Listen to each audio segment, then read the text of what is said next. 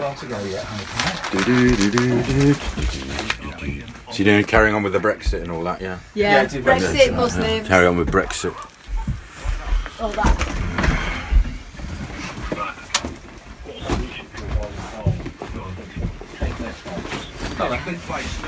All right, Bubbers, have a good show, man. hiding behind the door. See you later, Bubbers. Thanks, Bubba. That's very kind. Oh, you know me. Oh, yeah, you've got a drum.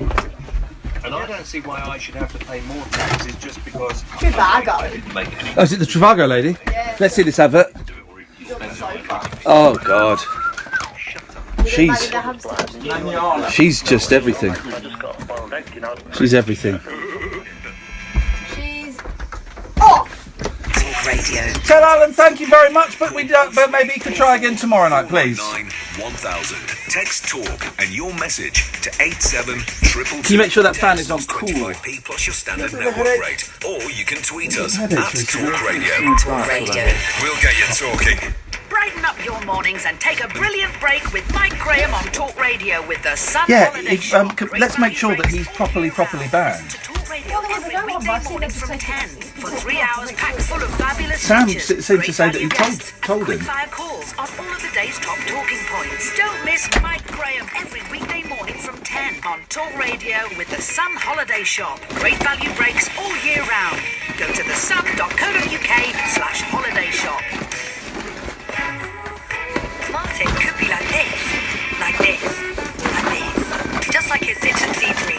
Citroen C3 is available in 36 colour combinations. We could have made a car, but we made a car for you. Citroen C3 is now available with 1% APR. Visit citroen.co.uk to find out more. Citroen UK is a credit broker and not a lender. Terms, eligibility criteria and returns conditions apply. PSA Finance UK Limited. 0% offer is only He available is on select banned. conditions. Visit citroen.co.uk. Get an Ofcom against me, you get banned. So what do you fancy for lunch? McDonald's? Great Taste of America's back with the Tex-Mex. Yeah. What's that then? Have you got a lead for a hard drive? I seem to have lost mine. Beef burgers. Again. Spicy sauce, crispy nachos, all in a hot and spicy bun. What do you say, amigo? Yee-haw! Great Taste of America is back at McDonald's. Dole out for the kicking Tex-Mex stack. Crispy nachos, pepper jack cheese, and a spicy smoky sauce. Around until Tuesday. Available from 10:30am, subject to availability, participating restaurants only. I can't pretend to Oh no! Kath, I've got the lead! Tell Kath I've got the lead. The size of your business. Now you can take card payments square and fair. Get next business day payments as standard with no monthly fees and free points. I've got the lead. I forgot. I bought a case for my hard drive and I put it in there. /fair. My hard drive was getting dented. Financial Conduct Authority. So I don't need your stinking lead. Terms and fees at square.com/fair. No bed, and we'll start with the microphones open, please. UK, online and on DAB. Do you want a charger? On the hour news. Give me a second, hang on. With the latest, I'm Serena Farrow. The lawyer for the council which looked after Grenfell Tower says there isn't anything to say the fire was inevitable. Without seeking to prejudge the evidence, I venture to suggest that you will find that there was nothing unique. Yeah, it's plugged in. You go. I'll need it a bit later on, but I'm alright for the moment. Fire was destined to Very welcome, mate. its boundaries rather than somewhere Preferences. You not just take, no matter what they say. He told the public inquiry that the blaze was Who are these tragedy. who's these Oh, people? sorry, I've said too much. He claims building regulations are one area where lessons can be learned. He also says the authority understands why a it's little faced word, such an but angry we'll do it off backlash. Around 125 fighters were called to a fire at a luxury hotel in central London earlier. It's not known what started it at the Mandarin Oriental in Knightsbridge. The boss of you say TSB fag? has admitted the bank's Oh. lost around You've been 12,500 homophobic. customers No, since And I know you are Bosch homophobic upgraded outside it. of the studio, but Paul inside the Heston studio, has something we don't apologised really. for That's your the job. issues since the Easter Group MP Fuck's watching sake, mate. good fraudsters targeting people's accounts. Hey, it's the 500th show, apparently. Is it? Apparently, yeah. Someone saw it, said it on Twitter. Oh, But now that's some of us his direct doomed. debits are coming out twice. I'm relying on my wife, relied on my mother as well. It's really disappointing that that's what stage it's gone to. Because you've got a bit of pride and you don't have to ask all the time people to help you out financially. But it's not my fault, it's the bank's fault. The first of the UK's new F-35 jets have touched down on British soil. The Defence Secretary says the formidable fighters are a national statement of intent to protect ourselves and our allies. And staying on the subject of flying, a former British Airways pilot who turned up for a 12-hour flight more than 4 times over the alcohol limit has been told he'll probably be jailed. Julian Monaghan, who's 49, was arrested at Gatwick back in January after reporting for duty for a flight to Mauritius. Let's take a look at the weather then. Staying mostly dry overnight, but a little bit of patchy drizzle around affecting mainly northeastern parts. Lows of 10 degrees Celsius, and then tomorrow morning it's looking bright and dry again. The Late Night Alternative with Iain Lee on Talk Radio. We have ways of making you talk. So, okay, two things here. Number one, apparently this is our 500th show doing this. And we'd like to dedicate this to the memory of Id, who used to work here, and we found out today has died. So this is for the memory of Id. It's what he would have wanted. It's what he would have wanted, and also he's a Christian, so he's literally what he was. Gone to heaven. So this is for Id, who's no longer with us. So we're going to start off with the very first song that we played on the very first episode. But here's the thing, it's one of the most famous songs in the world, right? People say it's a bit cheesy. I love cheese, okay? So this is one of the most famous songs in the whole wide world. You'll know it, Catherine. You'll probably know it, Sam. You'll certainly know it, dear listener. But there's a slight difference about this version of the song. Can you tell me what the difference is? 0344 499 1000 is the telephone number. We're booting up the song now. One of the most famous songs in the world. But what a tune! Don't tell them, Catherine, you worked it out. Why is that version it's not even slightly different. It's significantly different. I only heard about it today. 0344 499 1000. Good evening, Sheldon. How you doing, Ian? I'm good, Sheldon. Why is that version different? Because the vocal mix is different. In what does that mean, please? Clarification? I think that Paul swapped his vocals down with Michael's vocals. You're absolutely right. McCartney is singing Jackson's lines, and Jackson is singing McCartney's lines. That came out in 2015, that version. They remixed it for 2015. It's such a good song, isn't it? I love it, and I get criticised for my guilty pleasures too, Ian. That shouldn't be a guilty pleasure. That is a bona fide classic pop hit. Yeah, I agree. Are you aware of, obviously everyone knows the song The Girl Is Mine, that they also did. But do you know the song, is it called The Man?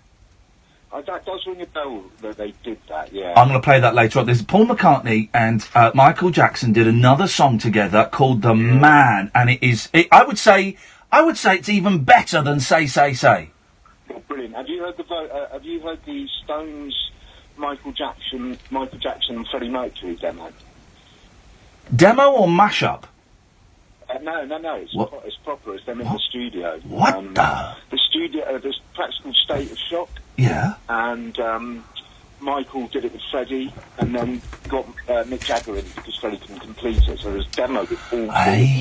Look it up. I wasn't bothered about looking up, but with that menacing tone, Catherine. Look it up. Look it up. 25 years of smoking. Yeah. Oh, no, mate. It's all built to this moment. It's better than, to coin Catherine's phrase, it's better than sucking on a robot's dick. Well, yeah, I couldn't comment, mate, because I don't have a comparative view, but I might do tomorrow. Sheldon, nice to talk to you, mate. Thanks for the call. Cheers, Ian. Cheers, ta-ta, bye-bye. I'm really getting into McCartney. Found this great podcast from America. Donated $50 to them because they're doing it themselves, and it's really, really good. I mean, a lot of the podcasts I'm getting into now, the things I hate, which are two white, middle-aged men deconstructing music and sucking all of the joy out of it. But I'm really digging this podcast. I can't think what it's called. I'll think of it in a bit and I'll tell you. And I'm loving it. I'm loving it. And I'm picking, like, the worst McCartney albums. So I started off with Give My Regards to Broad Street and a few others. But now I'm doing the good stuff, Tug of War and Pipes of Peace. Oh, I light a candle to our love. Tug of War? Tug of War and Pipes of Peace. What's funny about that? Tug and Pipes. What was the last Paul McCartney UK number one? Solo. Oh. Is it From Memory Almost Full? What, in 2004? Yeah. No. Oh, was it later than that? It was earlier than that. Oh, dear. It wasn't this century. Oh, blimey. Yeah, we go, Frank. Was it, oh, blimey. It was the 80s. His last UK solo number one was the 80s. Was, no, I don't know. Pipes of Peace. Oh, right. And also, Paul McCartney is the only artist to have had UK number one as a solo. See if you can name the acts, guys. As a solo, as a duo, as a trio, as a quartet, and as a quintet. Oh, mate. Quintet Wings. Incorrect answer. Trio Wings. Correct answer. There's more than 3 people in Wings. No. Not when they did My Love Can Tie, there wasn't. It was just the 3 of them. That was the only number one they had. Yeah, I think it was it. They might have. Anyway, there's only, yeah. You're making that up. No, I'm not. I'm not making it up. All right, so quartet, obviously, Beatles. Yes. 5. Yeah, it's a toughie. Was it some sort of charity? No. What? No. Frog chorus? No, it was Get Back. Why? With the Beatles featuring Billy Preston. That was smooth until you banged your nose with a mic. I meant to do it. I was doing it as a dramatic effect. Okay. So don't try... Oh, listen, just you... Hey, listen, sister. Just 'cause you had a taste of the big time, don't think you can come in barely big bollocks and get your dick out and put it on the table here. I'm still the boss. Dream of getting my dick out. I'm still the boss here, baby. So don't you, just 'cause everybody's got their tongue up your ass, you sit back and you enjoy that rimming, 'cause it ain't gonna... One day, instead of putting their tongue up your ass, you're gonna be putting your tongue up someone else's ass. That's show business, baby. 0344 499 1000 is the telephone number. Can I read you a funny obituary? I wish you would. Where did I put it? I saw this on Twitter today. This is great. Right. Sorry? I know which one. Do you know? This is for Kathleen Demlow. Kathleen Demlow, bracket Shunk, was born on March the 19th, 1938, to Joseph and Gertrude Shunk of Wabasso. She married Dennis Demlow at St Anne's in Wabasso in 1957 and had 2 children, Gina and Jay. Oh. In 1962, she became pregnant by her husband's brother, Lyle Demlow, and moved to California. Oh. She abandoned her children, Gina and Jay, who were then raised by her parents in Clements, Mr. and Mrs. Joseph Shunk. She passed away on May the 31st, 2018 in Springfield and will now face judgment.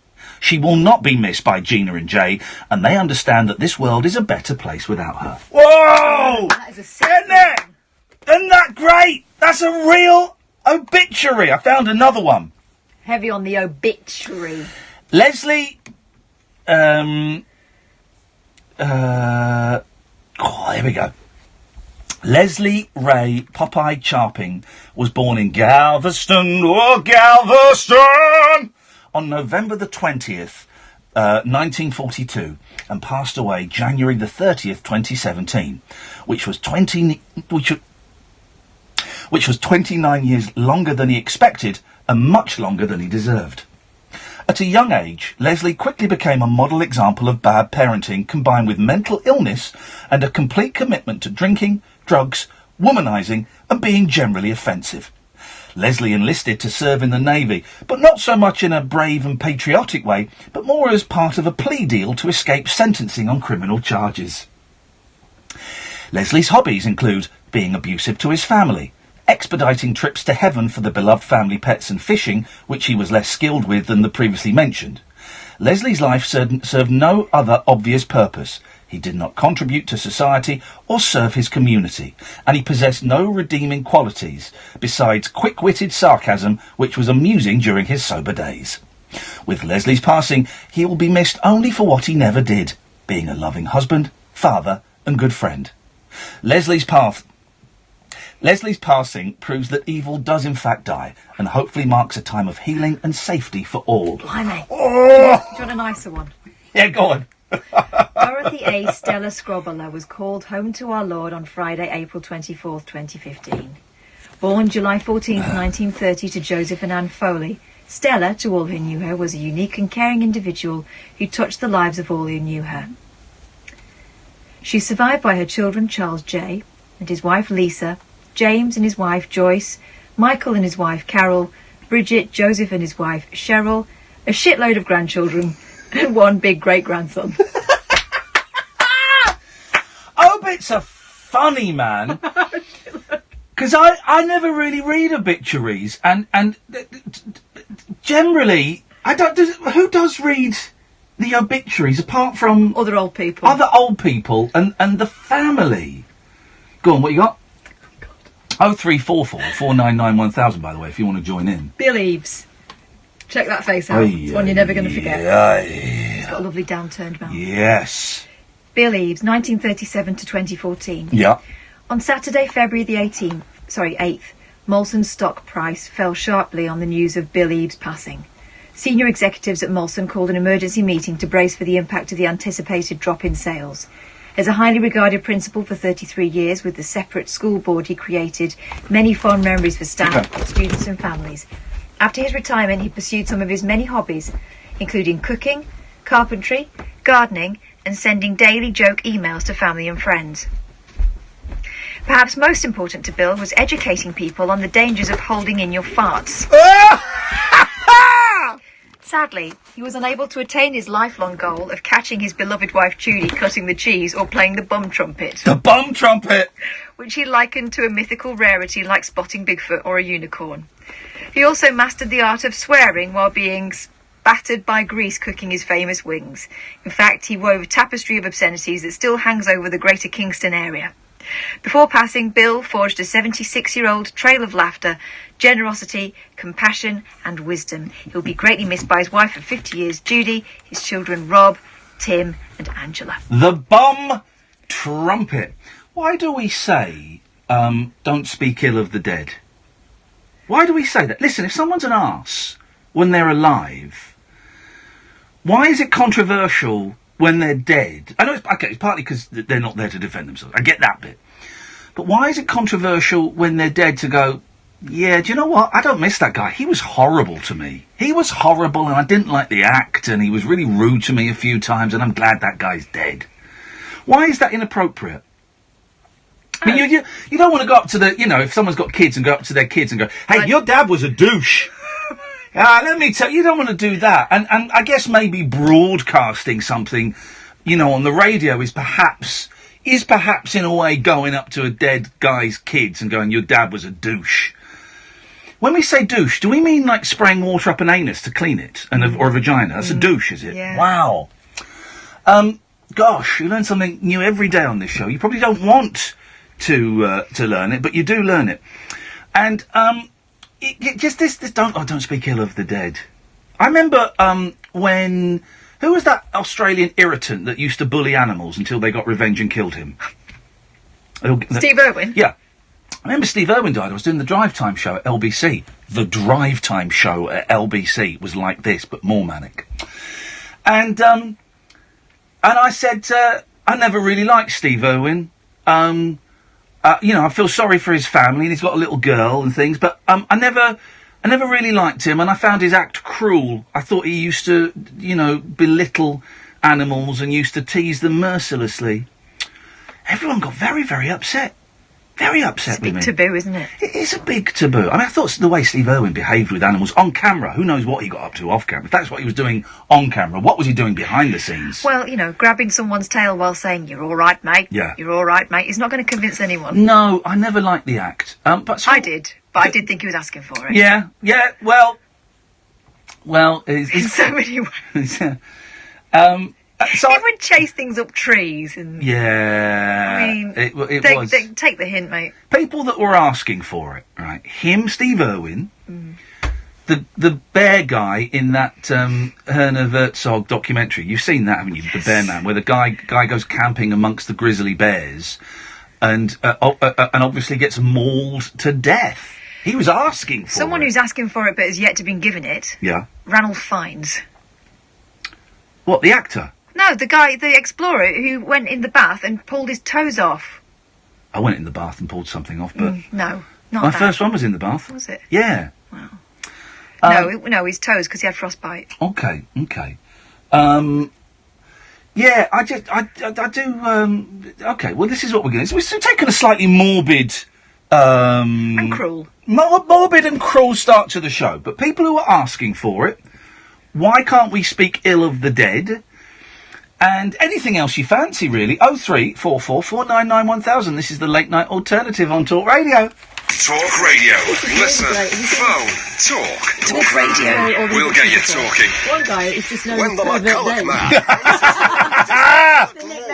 he powers through even the toughest grass with one goal in mind: to finish the job before the match starts. And with his McCulloch lawnmower, he's got the power to get the job done. That's why his mates envy his lawn as well as his team. Get your McCulloch lawnmower and other garden power tools at good DIY stores nationwide or at McCulloch.com. McCulloch, the power to get the job done. Ready for the big games this summer? Got a ticket to Russia booked? Front row seats guaranteed? No, don't worry, you don't need any of that to enjoy the football. Go big with AO.com and watch all the action on a large screen 4K TV. Plus, if England reach the knockout stages, claim up to £300 back. With free next day delivery included. Get this exclusive offer now at AO.com. Let's go! Offer ends 18th of June. T's and C's apply. I wanted the twins to be near their grandparents. So moving out of town, having more space, it meant a lot. Wherever you are on the ladder, the Post Office has lots of mortgages to help you get to where you want to be. Search Post Office Mortgages to find out more. Post Office money mortgages are provided by Bank of Ireland UK. Your home may be repossessed if you do not keep up repayments on your mortgage. This is Dave. Hi. Dave is trying to tell you he lost his copy of The Sun. And that copy of The Sun, just like every copy of The Sun, could be worth £15,000 in the new Sun Savers raffle. Come on, Dave. There's always tomorrow and every day after. Yeah. The new Sun Savers raffle. Every paper's your ticket. Pick up your paper today. Martin could be like this, or like this. Just like his Citroen C3.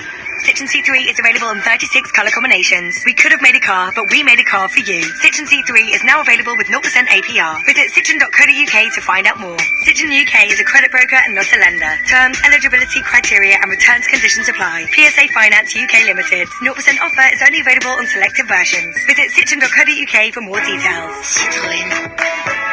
Take a trip into the alternate reality of late night radio. I think I'm in something like the Matrix, and so are you. The late night alternative. Hello. With Iain Lee. Is there anybody out there? On Talk Radio. Hello. Of course, the Darwin Awards are a great place to go for people who are asking for it. Okay? Here's one, this is the first one I spotted. Darwin Awards, reticulated python. 28th of January 2018, Zaim Kosnan spotted a 12-foot reticulated python dozing on the side of the road. That sizable snake is worth money. The 35-year-old prepared for this windfall with gloves and a sickle. Sweet success. Swiftly was the first round won, and triumphantly, Zaim held the reptile's head high as he transported it home by motorbike. Picture that crazy scene. Swinging in the air, the displeased captive made a counter-move and wrapped its body round and round its captor, constricting in self-defence.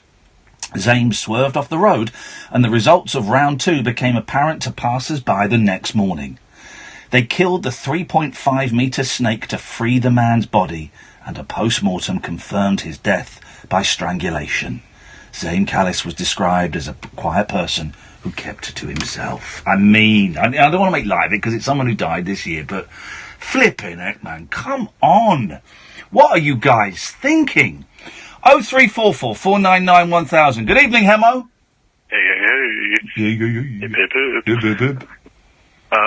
What did you just say? That guy he chopped the snake's head off and then the snake ate it. The snake ate the snake. No, he didn't chop the snake's head off. No, the snake squeezed him to death. Right. How did he give it a chance to? Snakes aren't very fast. Well, he was riding. This guy He was holding it, Hemo. This guy needs to be in the Darwin Awards himself. He was riding along on a motorbike, holding it, and the snake kind of broke free and wrapped himself around him. Snakes are well fast. What are you talking about?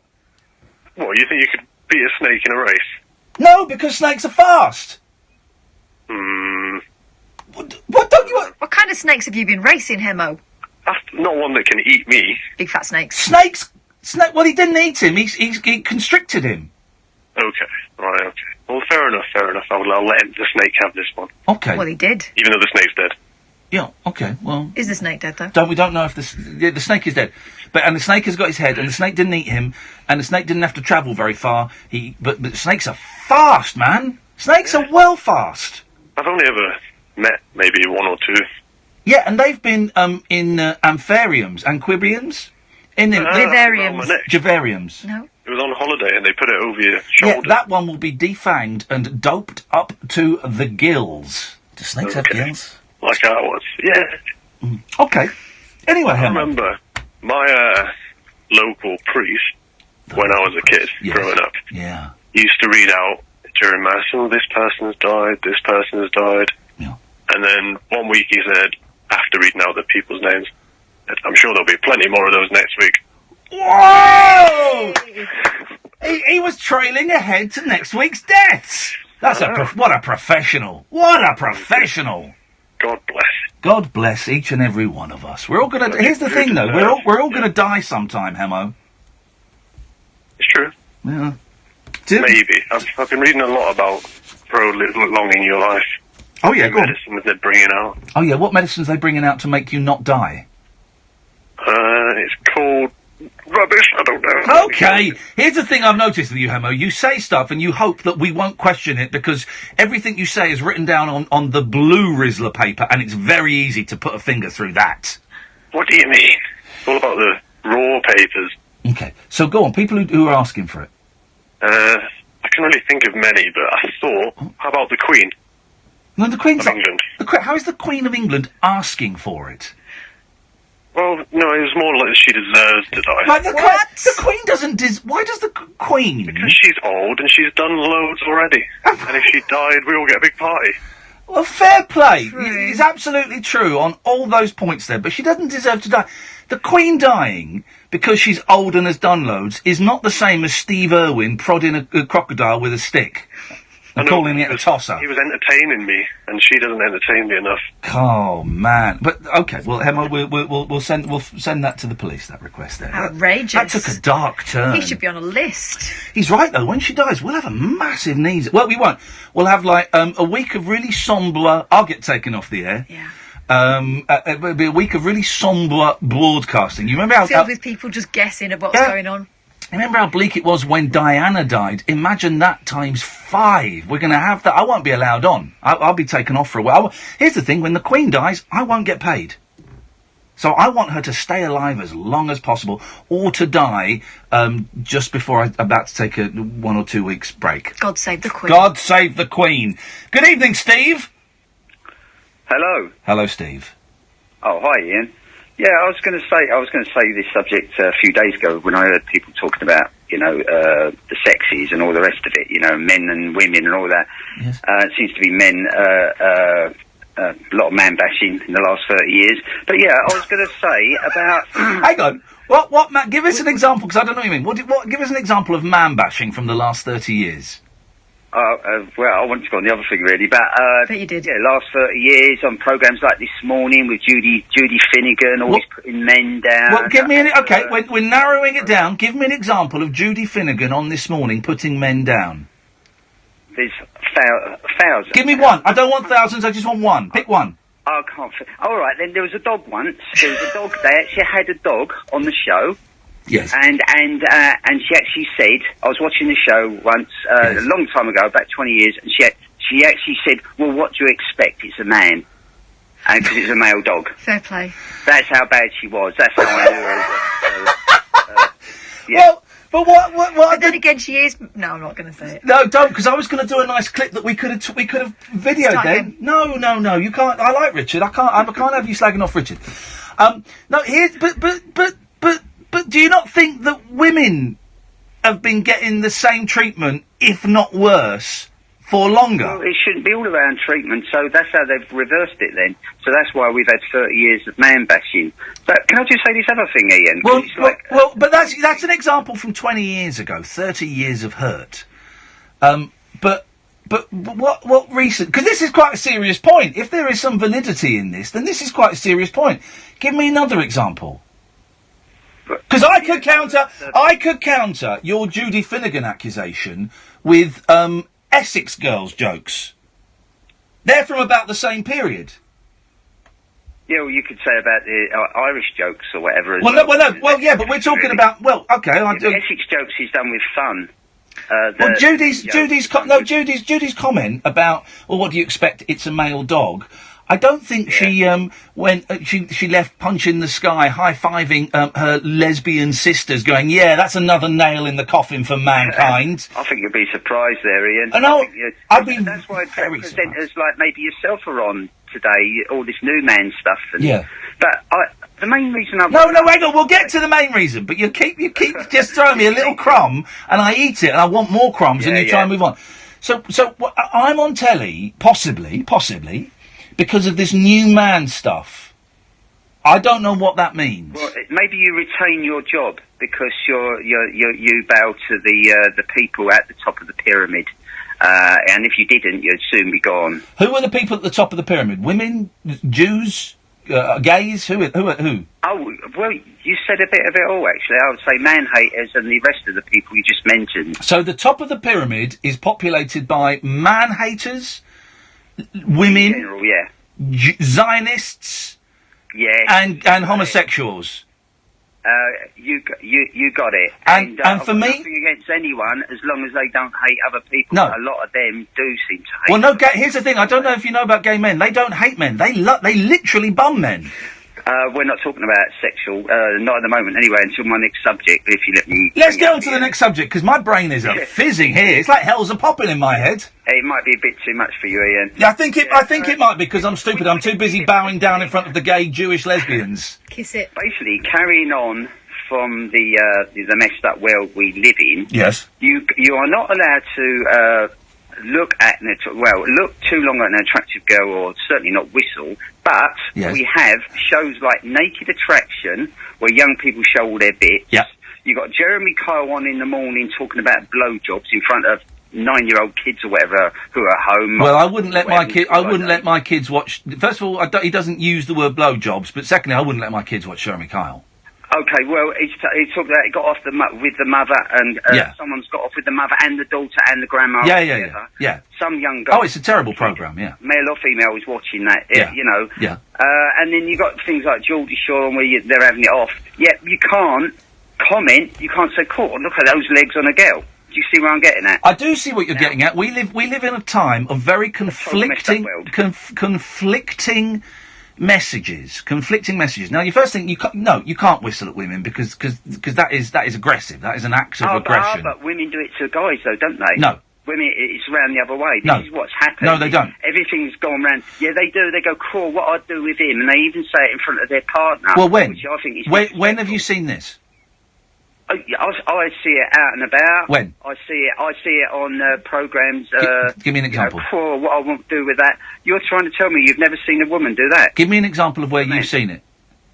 On TV all the time. One example. Well, if it's all the time, then I'm sure it does happen.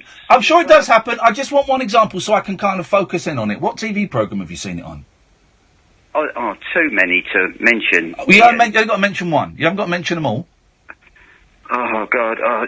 Almost as if you can't think of any. Okay, go back to pubs. No, so you've heard. There's too many. There's too many, of course. So you can't pick one. So you go back to pubs. If I said I saw it on the internet, someone would say, "Oh, all he gets his information from the internet." Mate, you can see all kinds of. Catherine, I'll bring you in a second. Don't you worry, mate. You can see all kinds of things. You can see people eating each other's feces on the internet. Doesn't mean it's a regular occurrence, right? So it happens in pubs, right? Women say, "Cool, what I'd like to do to him," right? But so you're saying if that it was the other way round, it'd be disgusting, wouldn't it? Well, no, you're saying you don't say that in pubs. I said I've seen it. No, but you're saying you don't. Who's stopping you from saying it in pubs? Who's stopping you from leaning over to a friend? The PC Brigade. The people you're talking about. Hang on. They don't the Jews, the gays, and the women. Who's stopping you from leaning over to your friend in a pub? They don't stop me. Let me finish. Who's stopping you from leaning over to your friends in a pub and saying quietly, so that no one else hears, "Don't look now, Tony, but that girl working behind the bar is absolutely stunning. Who's stopping you doing that? No one's... Right, so what's the problem? So what's the problem? I'm thinking of other people because I'm good like that, Ian. Forget other people. Other people make their own decisions. Yeah. If you're doing it quietly so only your friend can hear, how do you know that other people aren't doing it quietly so only their friend can hear? If you were to say it, if, for example, Sam was in the studio with me and, Catherine went out and I said, Kath looks really beautiful tonight, right? That's kind of, it's a little bit creepy, but that's kind of all right. But if Catherine was in the studio with me and Sam, and in earshot of Catherine, I went to Sam, poor Sam, have a look at Kath, she's looking fit tonight. And Kath heard it. Can you not understand why that... And we'll get Catherine's view in a minute, because by sheer coincidence, we've got a woman here. Can you not understand why that could be seen... could you not understand... And we'll find out where she sits on the pyramid. Could you not understand how that could be seen as quite intimidating to someone? But, no, sorry, I'm thinking about other things then. Of course you were. You've got a lot to go.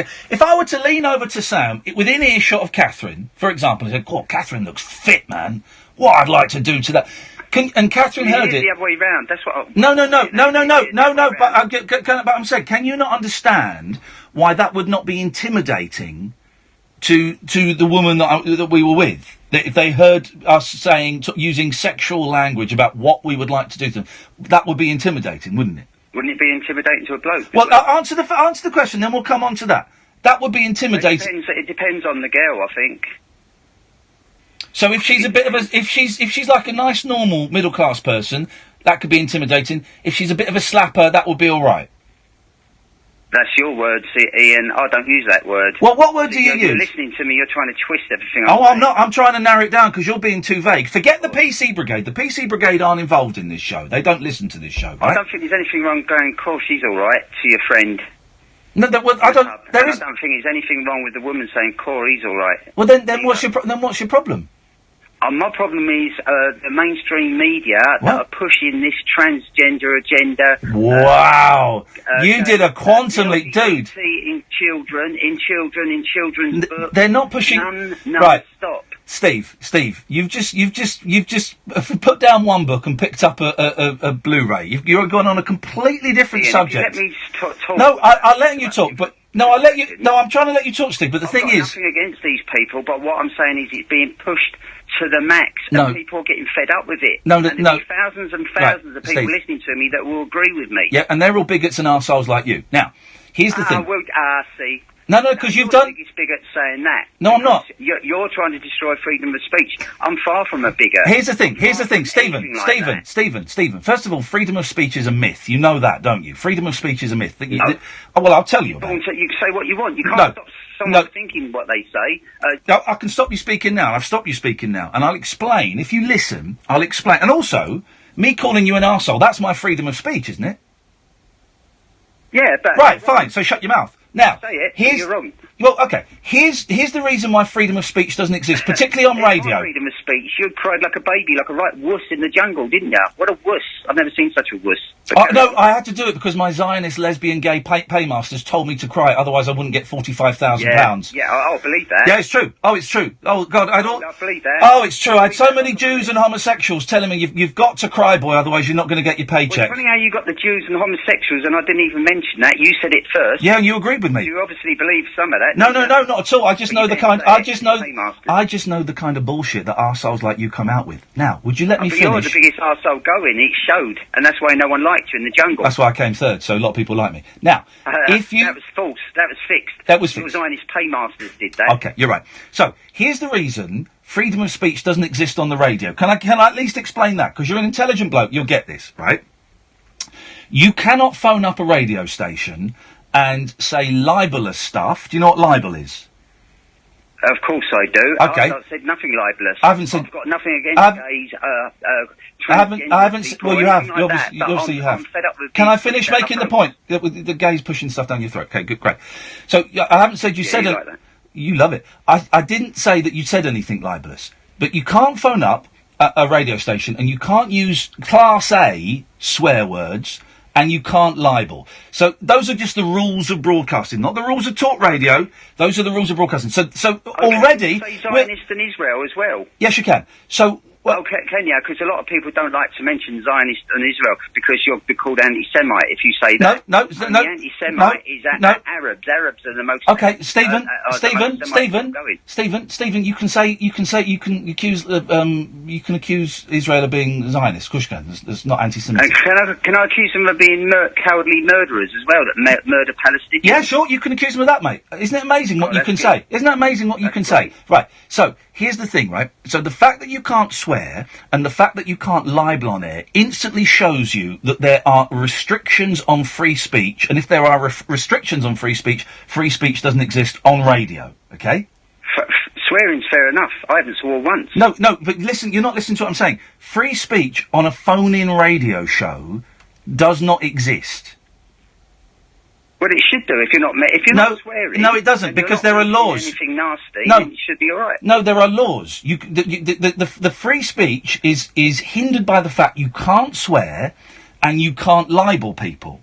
You can talk all around. And I'm not libelled anymore. God, you're stupid. You're so stupid. I'm not saying. I'm not You're accusing. stupid. No. I'll tell you what. Not many people call me stupid. You must be stupid to call me stupid. No. You're actually displaying incredible stupidity. Stupid. I mean, I could see you in the jungle. You couldn't get half the bloody things right. Well, I was the only person that got all of the stars on a one-person trial. If we want to argue about a reality TV show that was fixed by the Jews, anyway. Yeah.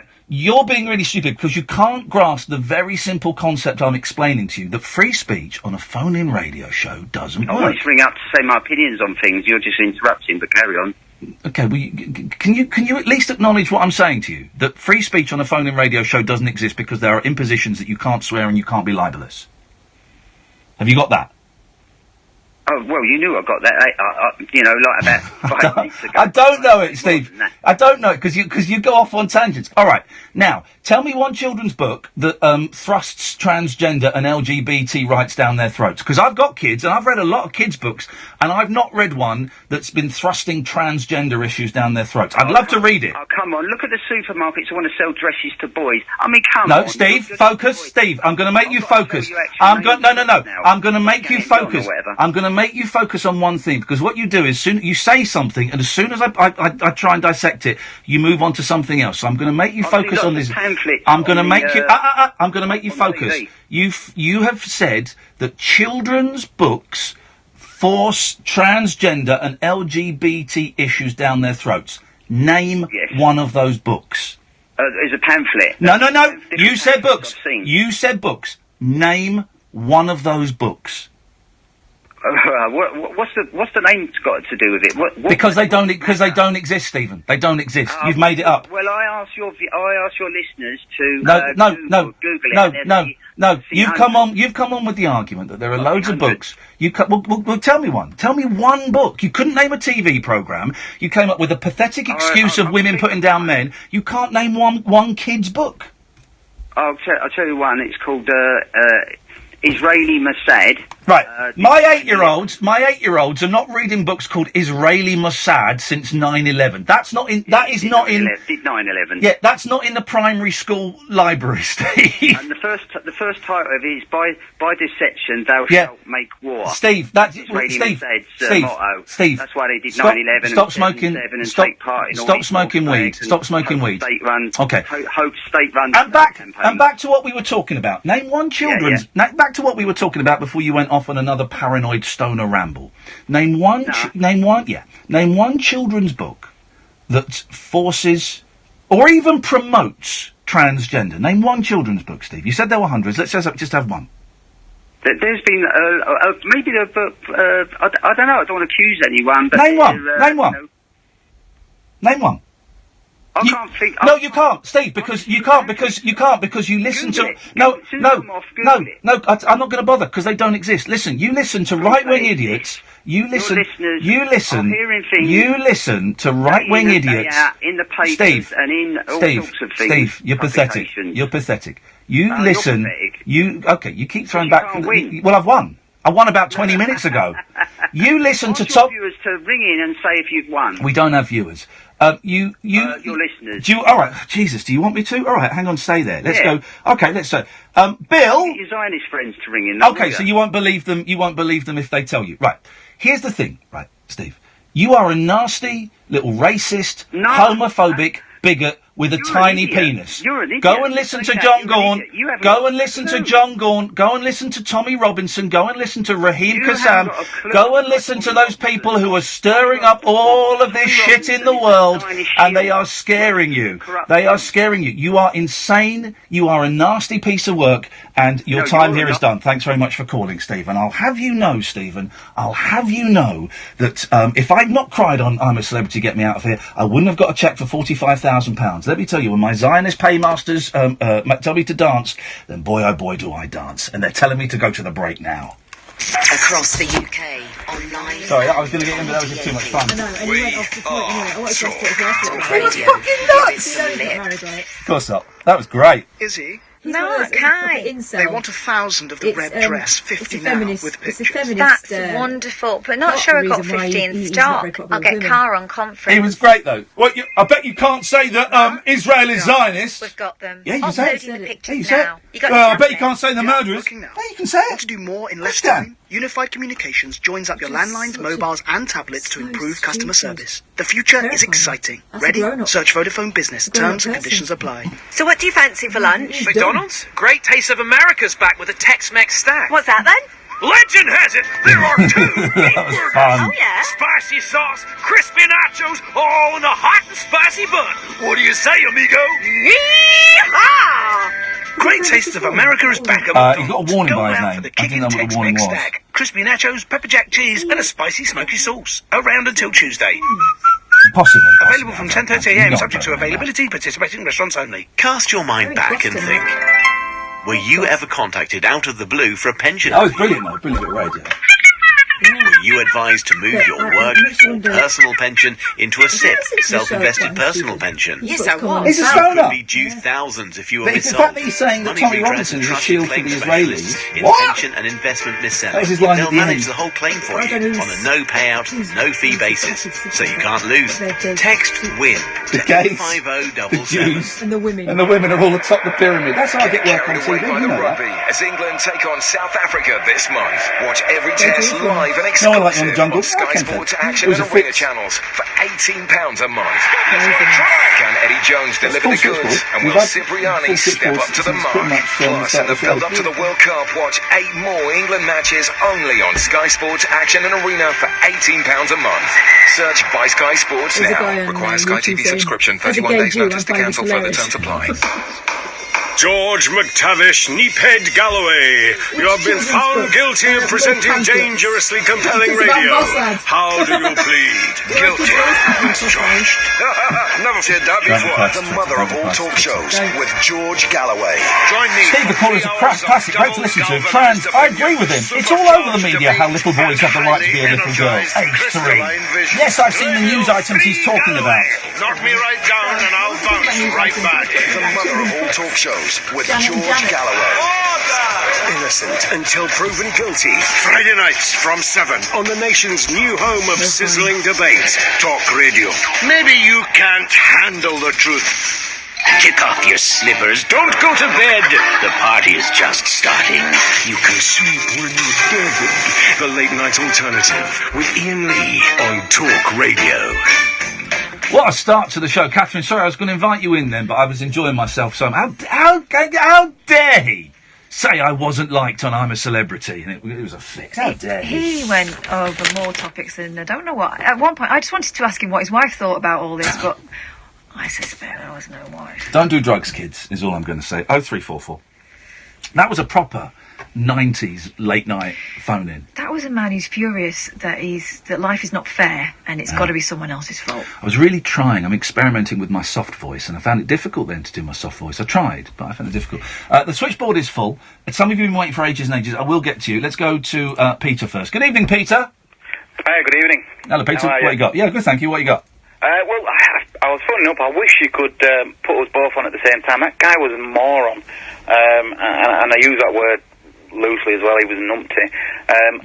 Proper Tommy Robinson fan, and... What's that? He wasn't. He said Tommy Robinson. I don't know if you Called him heard... a shill. At the end of it, he said he was a shill for the Israelis. But the thing is he just he's an uneducated buffoon, and for him to say that I've got two children, an 8 and a 14-year-old, both girls, And my 8-year-old has no idea what racism is. She doesn't know what bigotry is. She doesn't know anything. She sees everybody as they are, and she's reading the same books that every other child is. It's not about what they see in the media. It's about how you bring your children up. Yeah. The guy infuriated me, and I think he handled it really well. Well, it was entertaining as well. He's got the right to vote. As Catherine said in the break, he's an adult. He's finished. Yeah. He's done. That's how he's going to be until he's... well, he's probably already quite old now. But also, he'll consider it an infringement on his freedom of speech that I cut him off. Well, freedom of speech... Here's the thing a lot of people don't understand. Freedom of speech doesn't mean you're allowed necessarily to go on a radio show. That's not freedom of... Freedom of speech is being able to stand out in your living room or in your street and say what you want to say. It doesn't give you the right to be on the radio. That's different. And also... And it also doesn't give you the right to be offensive. Freedom of speech is all good and well. You can have an opinion, but it's when it starts becoming offensive that I think that then that's the issue. They can be as offensive as they like, and they can make themselves sound as stupid as they want. But they can't come on this show, say it, and us go, "Thanks very much for your call. Very interesting." Well, I think freedom of speech is a weird one, and it is a myth, because if I were to go out, for said, there's things we can't say on the radio because of the laws of the land. But also, if I was to go out on the street and say, "Hey, let's go," who wants to join me beating up some gays? I would rightfully get arrested. Or standing in an airport and shouting bomb. Yeah. But freedom of speech, I think you can be offensive, but then you have to be prepared for what comes for causing that offence. Whether that is other people arguing back with you, or possibly violence. I'm not condoning violence, but freedom of speech... It will have consequences. It could be being arrested. It could be getting into an argument. It could be getting a smack round the chops. All of these things can happen as a result of your freedom of speech. And I love the way that people who argue about freedom of speech, when I argue against them, they go, "Oh, you're just curtailing my freedom of speech." Well, absolutely. I'm exercising mine. Yeah. Well, this is the thing. Somebody who says, "Oh, we're entitled to freedom of speech," well, back that up then and explain why you are. Give me a reason why you have those opinions. They can. It's as you were saying, they are bigoted. And unfortunately, the guy didn't. He couldn't answer anything. It's almost like he's seen things in the media, just believes it. So I'm going to believe I'm going to believe what I read. It's really sad that he sounds like a fully grown man. He sounds like an adult who's probably nearing retirement age. And it's sad that a man at that age has those opinions and can believe the things that he sees. It's really disheartening. I feel sorry that Mummy didn't give him the love that he wanted. That's got it boils down to all this stuff. Peter, thank you very much indeed. Let's go to Stephen. Good evening, Stephen. Oh, hi, Ian. Hello, Stephen. I was about to think, sure, follow that. The previous, my namesake. I mean, speaking for 20 minutes about all those things. He was fun, wasn't he? Oh gosh, yeah. So, to talk a better way. I was going to ask you if it's not an insensitive thing about Ed, because I spoke to a Kiwi Ed, Talk Radio, many times, and could you possibly say what he passed away with? Was it an illness, a long-term illness, or? It was just being, I think, and we don't know the full details. It was it was just being quite bland. Boredom. He died of blandness. No, you're pulling my leg now. No, did he really pass away? Of blandness. No. He called it blindness. Yeah, he suffered from a disease, I think I've got the name right, insipidness. He had a fatal dose of insipidity. Well, I don't know whether he really died or whether you're just... I know he went to the World Service of the BBC. Same thing, isn't it? I would never joke about a former colleague who I didn't think much of dying. I wouldn't do that. But also, got some sad news that Kelly Betts passed away last night. Oh, no. Yeah, so, yeah. But I wouldn't make jokes about that, Stephen. We're not that kind of show. So he really did pass away then, yeah? Yeah, right. he did. Oh, right. It was really weird because I mentioned him to James Whale about a week ago. Oh, yeah. Just in passing, because a friend mentioned him. Because he arranged for me and her to come into James's show one day. So we had a lot of dealings with Ed, you see. I'm sorry to break the news to you. Oh, right. Okay. Can I take it that you and Catherine are reconciled now about the T-shirt saga? No. No? Yes, I thought that was... No, certainly not. I thought we were, Stephen. No, well, you're wrong. Oh, so it's like a running thought then, this thing. And you just ripped the plaster off it. Thanks for that. Thank you very much indeed. Yes, Steve? Oh, you're back, Ian. I didn't go. I didn't go anywhere, mate. I'm here until 1 o'clock. You're back, and not for much longer. Good. I'm so glad because that last guy, that's a moron himself, wanted to call me a moron and everything. Put him on. He's gone. You're a nut. That children's book that you wanted to know. You're a nasty piece of work, aren't you, Steve? You're so wrong. You're a lousy judge of character. No. What are you going to do? Swap insults? No, because the thing is, we're not swapping insults. I insult you, then you repeat the insult back to me. What's this children's book? Because it's in psychology, we call it projection, and that's what you're doing. They call it what? Sorry.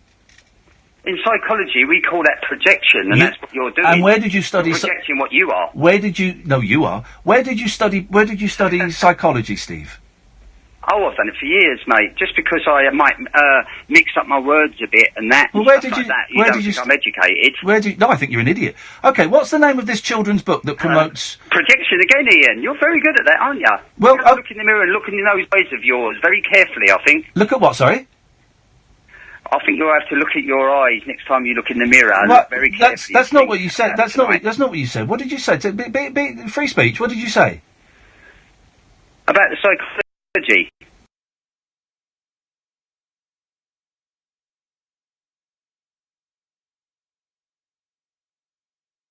Oh, see, you're getting paranoid now. No, I'm not getting paranoid. I guess it's just hard to. That's all that Zionist that you mentioned in the first place. Steve. Your Zionist paymasters that you happen to mention first, and the viewers. And Yeah, because I know how the minds of paranoid right-wing nutjobs like you work. Tell me the name of this children's book. I'm the most left-wing person going. I'm proud of being a Labour person. Tell me, God You're wrong there Almighty. again. There you go. Your character analysis is lousy. There you go.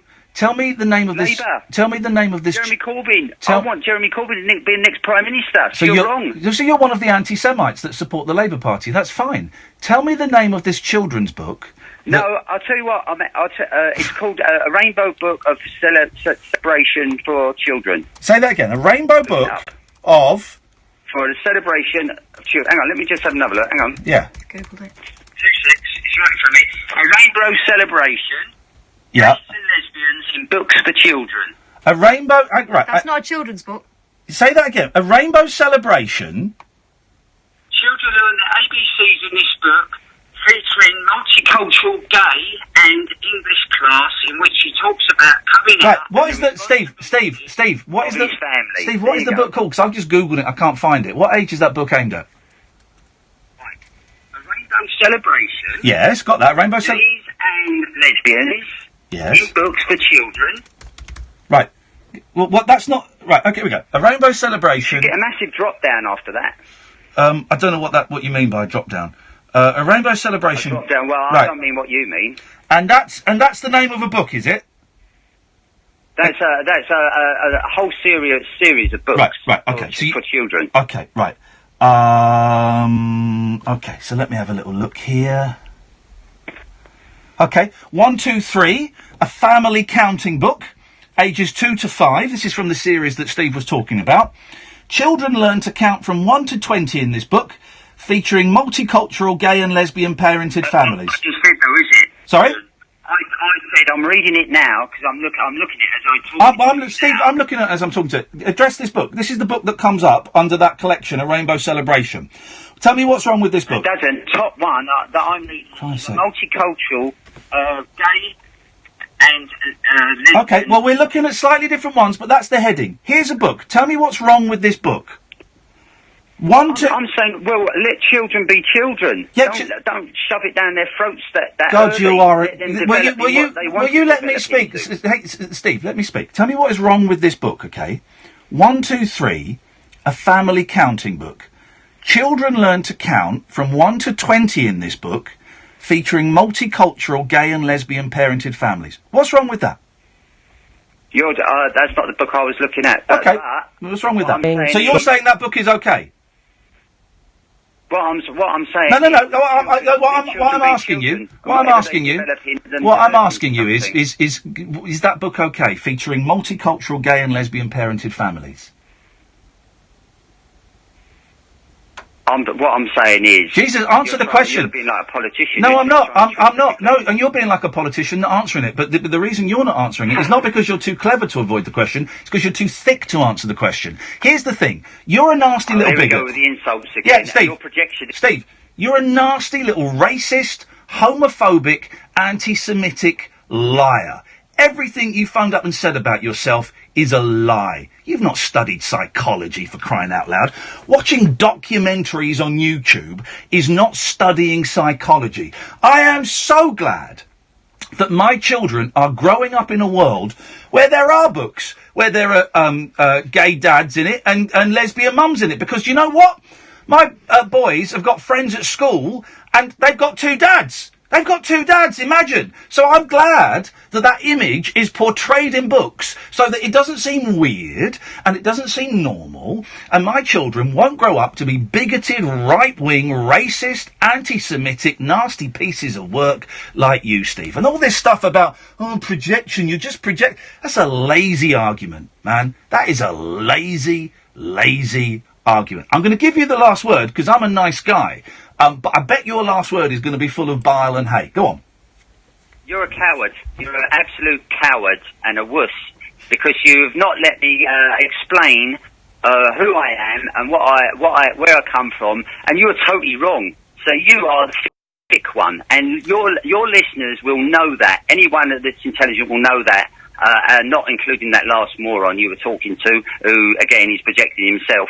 Because he didn't even listen. All he had disagreed with was because I couldn't name a book, and that's all you're disagreeing with. Steve, could you do me... Steve, you're not on the air. I'm going to let you come back on the air. Steve, you're not on the air. I can't hear you, man. Steve, he's put the phone down. Oh well, I was going to ask him if he'd do me a favour and piss off, but he's done it already. This is Talk Radio. Talk Radio. Contact Talk Radio. Call 0344 499 1000. Text Talk and your message to 87222. Text costs 25p plus your standard network rate. Or you can tweet us at Talk Radio. Talk Radio. We'll get you talking. We've got it at Selco. Selco, it's where the trade goes. Looking for a wide range of plasterboard? Well, Selco's got it. Want to know that it's in stock? Selco's got it. Want trade prices too?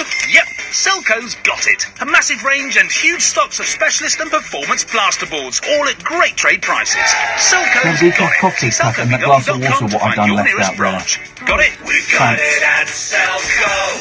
Selco, it's where the trade goes.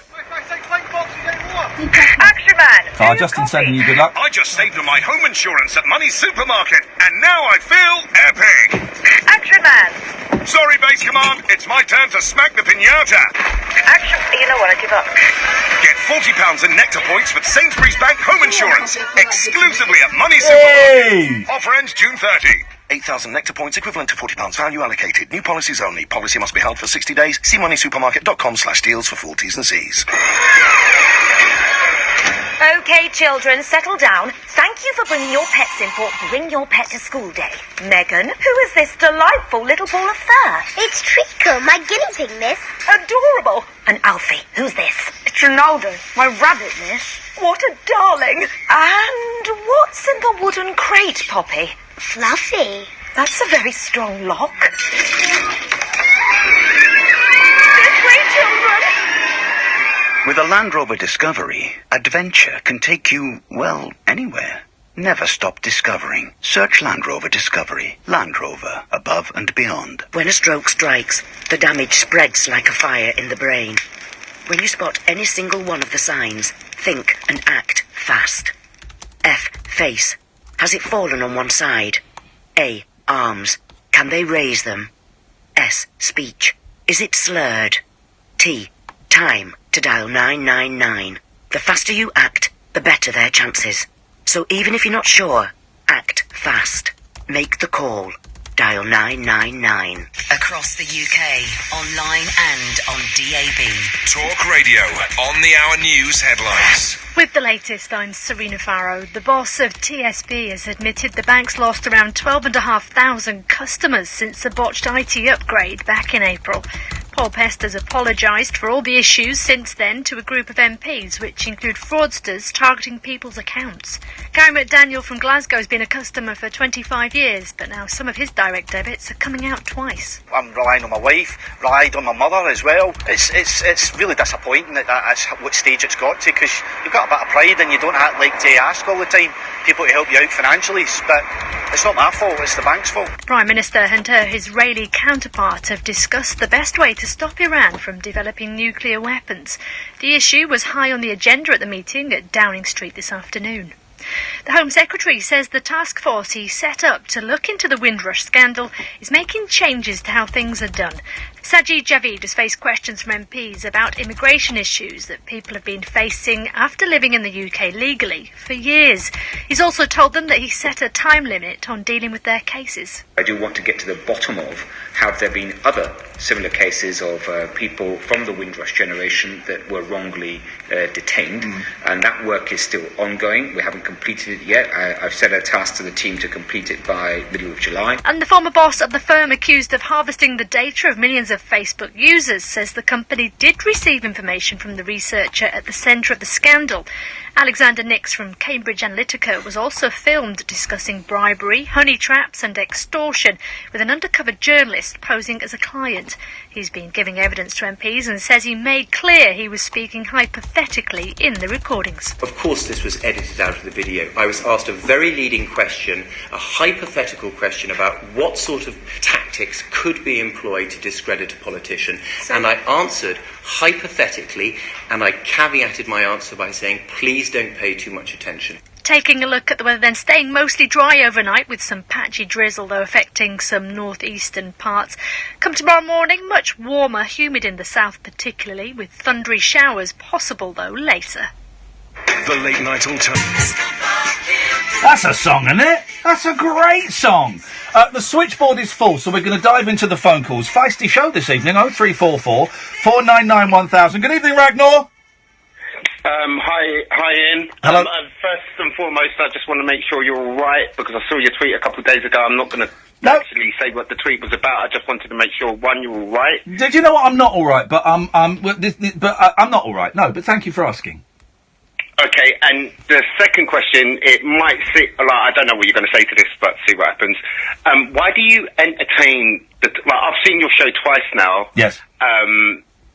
And some of the callers, like, I'm not looking down on them, but I just wonder why, even though you know, like just from first intro sort of thing, why do you entertain them? What do you mean, why do I entertain them? It's my job is to entertain them. Yeah, but really, it isn't, like, without sounding rude, isn't it just like a waste of your time, or a waste of their time? If you know that they're repetitive, what's the word? Repertoire, or whatever it is. Repetitive repertoire, I like that. I've got a repetitive repertoire.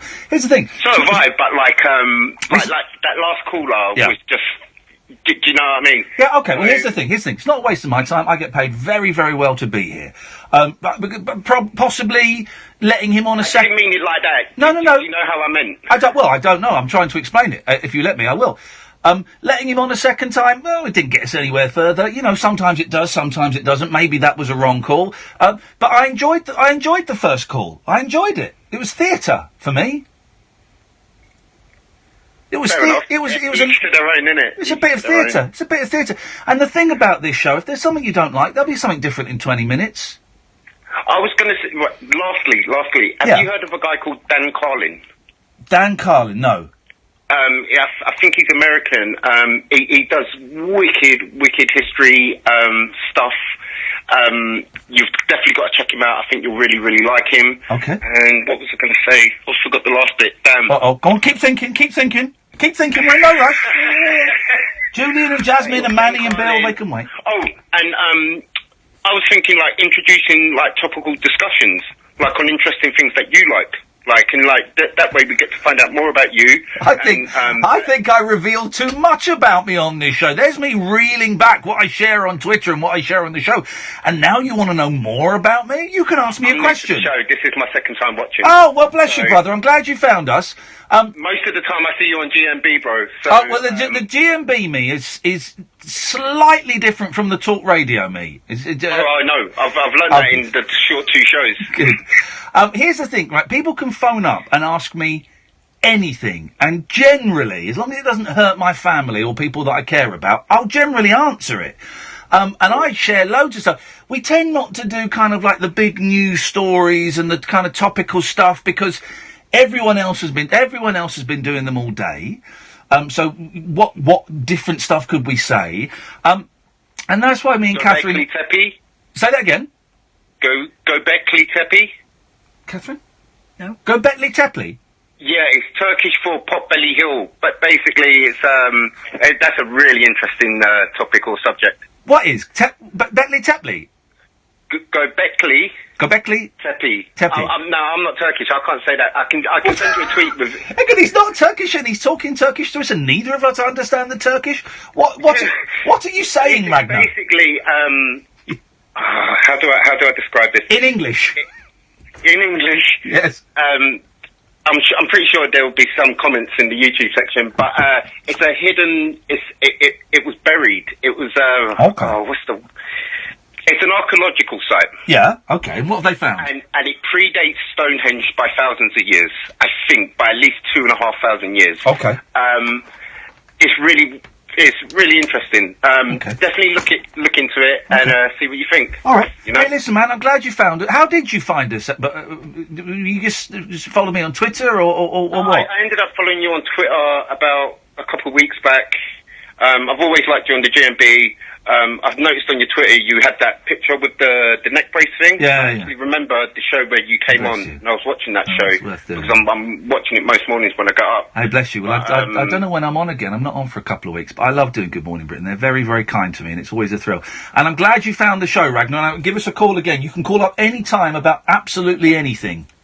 I'm going to listen in first and try to get a gist. Nice one, brother. Because tonight I wasn't sure he was going here, there, and everything. Well, that is it. That's how the show goes. There is no gist. You know, it's not one of those things where, you know, for the first hour, excuse everyone who's heard this speech before, but for the first hour we're going to talk about Grenfell, and the second hour we're going to talk about Brexit, and the third hour we'll talk about sweets from the 70s. It's literally me and Kath will have a little chat outside, and if those conversations are any good, we might carry them over here into the show. And you know, who knew we were going to talk about freedom of speech and Zionist paymasters? That was down to that wonderful caller, Steve. So, honestly, people can... when it just starts getting silly. Yeah. Really silly. But hardly anyone is turned away. True. All right, Ragnar, nice one, man. Thank you. Take care. Cheers, fella. Bye-bye. Let's go to Ray. Good evening, Ray. Right, let's get back to Paul McCartney, shall we? Yes. Right, since Pipes of Peace, he's been involved with 3 number ones. Can you name them? Yes, I can. Ferry Aid? That's the one. Yay! I'll give you a clue, 1989. I don't want a clue. Oh. Withdraw your clue. Don't want any clues, man. The clues are... but my boys are playing... they're playing... I Spy. And they've got very low threshold for it. Then they keep going, do you want a clue? No. But your youngest is better at it now, because it used to always beginning with T, didn't it? Oh, ah. That was ah. Well, okay, what is it? Apple, aeroplane, no, a car. we got in terrible trouble the other day, my youngest. Something beginning with B. Because they do 2 words sometimes. Is it my bum? Mum's bum. I knew it. Didn't go down well, boys. Not in the current climate. Did not go down well. Particularly as I then did it as my thing the next go. Oh, it didn't go down well. Not in the current climate. 1989, Paul McCartney got to number 1 with Part of. I don't know. Go on. It was Ferry Cross the Mersey for Hillsborough. That's Ferry Aid, right? Ferry Aid? No, that was 87. It was the Hillsborough Disaster single. So hang on, what was Ferry Aid then? Oh, that was Zeebrugge. Ferry Aid was for the ferry disaster. Oh, that was Let It Be, and then Ferry Cross the Mersey. Oh, do you know what? I was conflating the 2 songs into one. Okay. And the last one, another charity one, 2012. Is it the 2012 when we all thought the world was going to end because of the Mayans? Not quite. Okay, go on. He Ain't Heavy by the Justice Collective. Take your word for it, Ray. Thank you very much indeed. 034449. I'm not going to give out the phone number because the switchboard is full. This is Talk Radio. Talk Radio. Contact Talk Radio. Call 0344 499 1000. Text Talk and your message to 87222. Text costs 25p plus your standard network rate. Or you can tweet us at Talk Radio. Talk Radio. We'll get you talking. Brighten up your mornings and take a brilliant break with Mike Graham on Talk Radio with the Sun Holiday Shop. Great value breaks all year round. Listen to Talk Radio every weekday morning from 10 for 3 hours packed full of fabulous features, great value guests and quick-fire calls on all of the day's top talking points. Don't miss Mike Graham every weekday morning from 10 on Talk Radio with the Sun Holiday Shop. Great value breaks all year round. Go to thesun.co.uk/holiday shop. If you're hearing this, you're probably driving to work. You've done it so long you're not even thinking about it. You're on cruise control, but your career doesn't have to be. Maybe there's an off-ramp leading to a higher salary, better opportunities and, well, a shorter commute. Indeed.com has all the tools like job alerts, company pages and salary comparison to help put you squarely back in the driver's seat of your career. So turn off the cruise control. Steer your career with Indeed. You've got this. Indeed, the world's #1 job site. World's #1 job site according to Comscore total visits March 2017.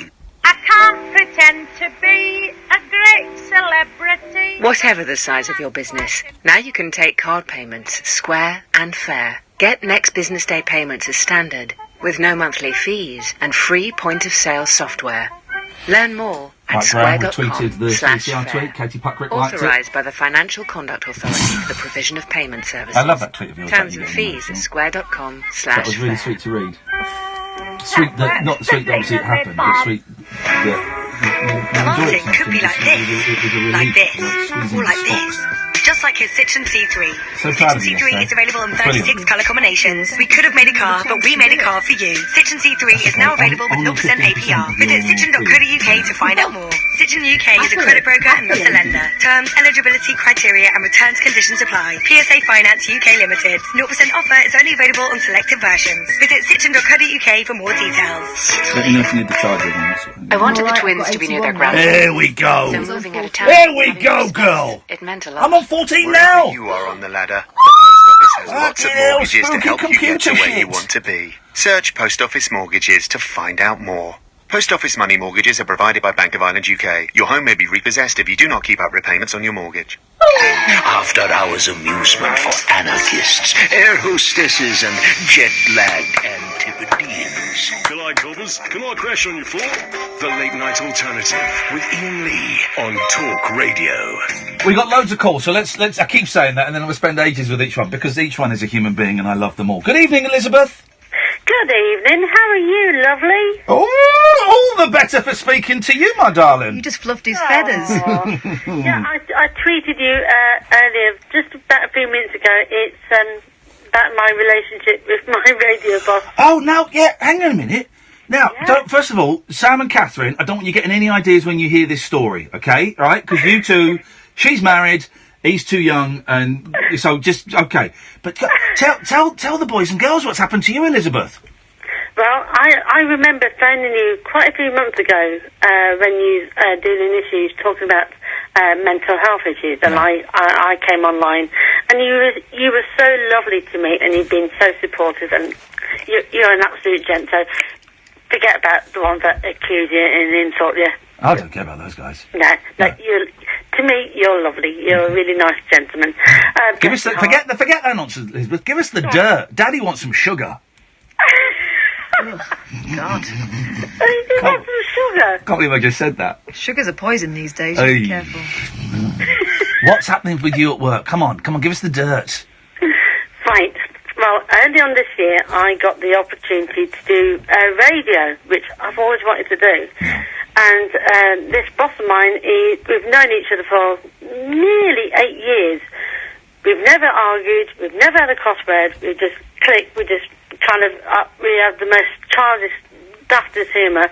And about 3 weeks ago, he said to me, he says, I love you. I said, you daft beggar. I said, I love you too. As a really good friend. He says, no, honestly, I would admit. I said, I think I do love you. And oh, yes! Yes! Wow. I know. But so then, how did you respond to that? Because did you fancy him a bit? Did you have an eye for him? I just how to put this without it sounding too corny. It was a case of, oh wow, and it took me quite back a bit, because I had been through, quite a few dark places, and I thought, and I've had two kind of letdowns in life and bullied all my life, and I just actually thought, Ian, that I would never find love again. And this happened, and really, Ian, we are so incredibly happy. We make each other laugh every day when we do a show. We just crack up. It's just right now. It's really lovely, and it's really nice. Come on, Elizabeth, that's brilliant. I'm so pleased for you. Just to have that feeling of happiness back in my life. It's took me about a good 4.5 years since I lost my precious grandmother. Yeah. And it's took me all that time now, Darren, to actually find happiness once again. And I'm right now, sweetheart, I am just so happy. Oh, you're going to make me welling up at this, isn't it beautiful? Isn't it beautiful? I thought I'd let you know, because I thought you might just need cheering up, and I thought... That's such a lovely story. And I just thought, I'll give you a ring and just try and make you night. And Does he own the radio station? He does, yes. So he's got money. He's got money as well. Yeah, this is great. He's ticking every box.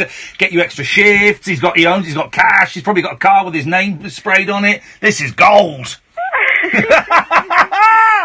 Oh, mate, that's brilliant news. And thank you. I saw that tweet, and I don't know. I meant to like it. I don't know if I did or not, but thank you. You did, darling. I did. Thank you so much. And thank you for sharing that, Elizabeth. That's really this is why I love this show, is because we go from arguing with a racist to having a delightful human being telling me that they're really, really happy because they found someone that they've fallen in love with.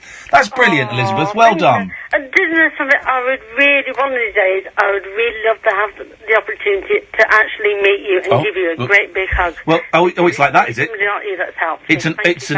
It's an open relationship, I see. Right, now we're talking. Like radio in the 70s. Elizabeth, I wish you the best of luck, love. Thank you so much for calling.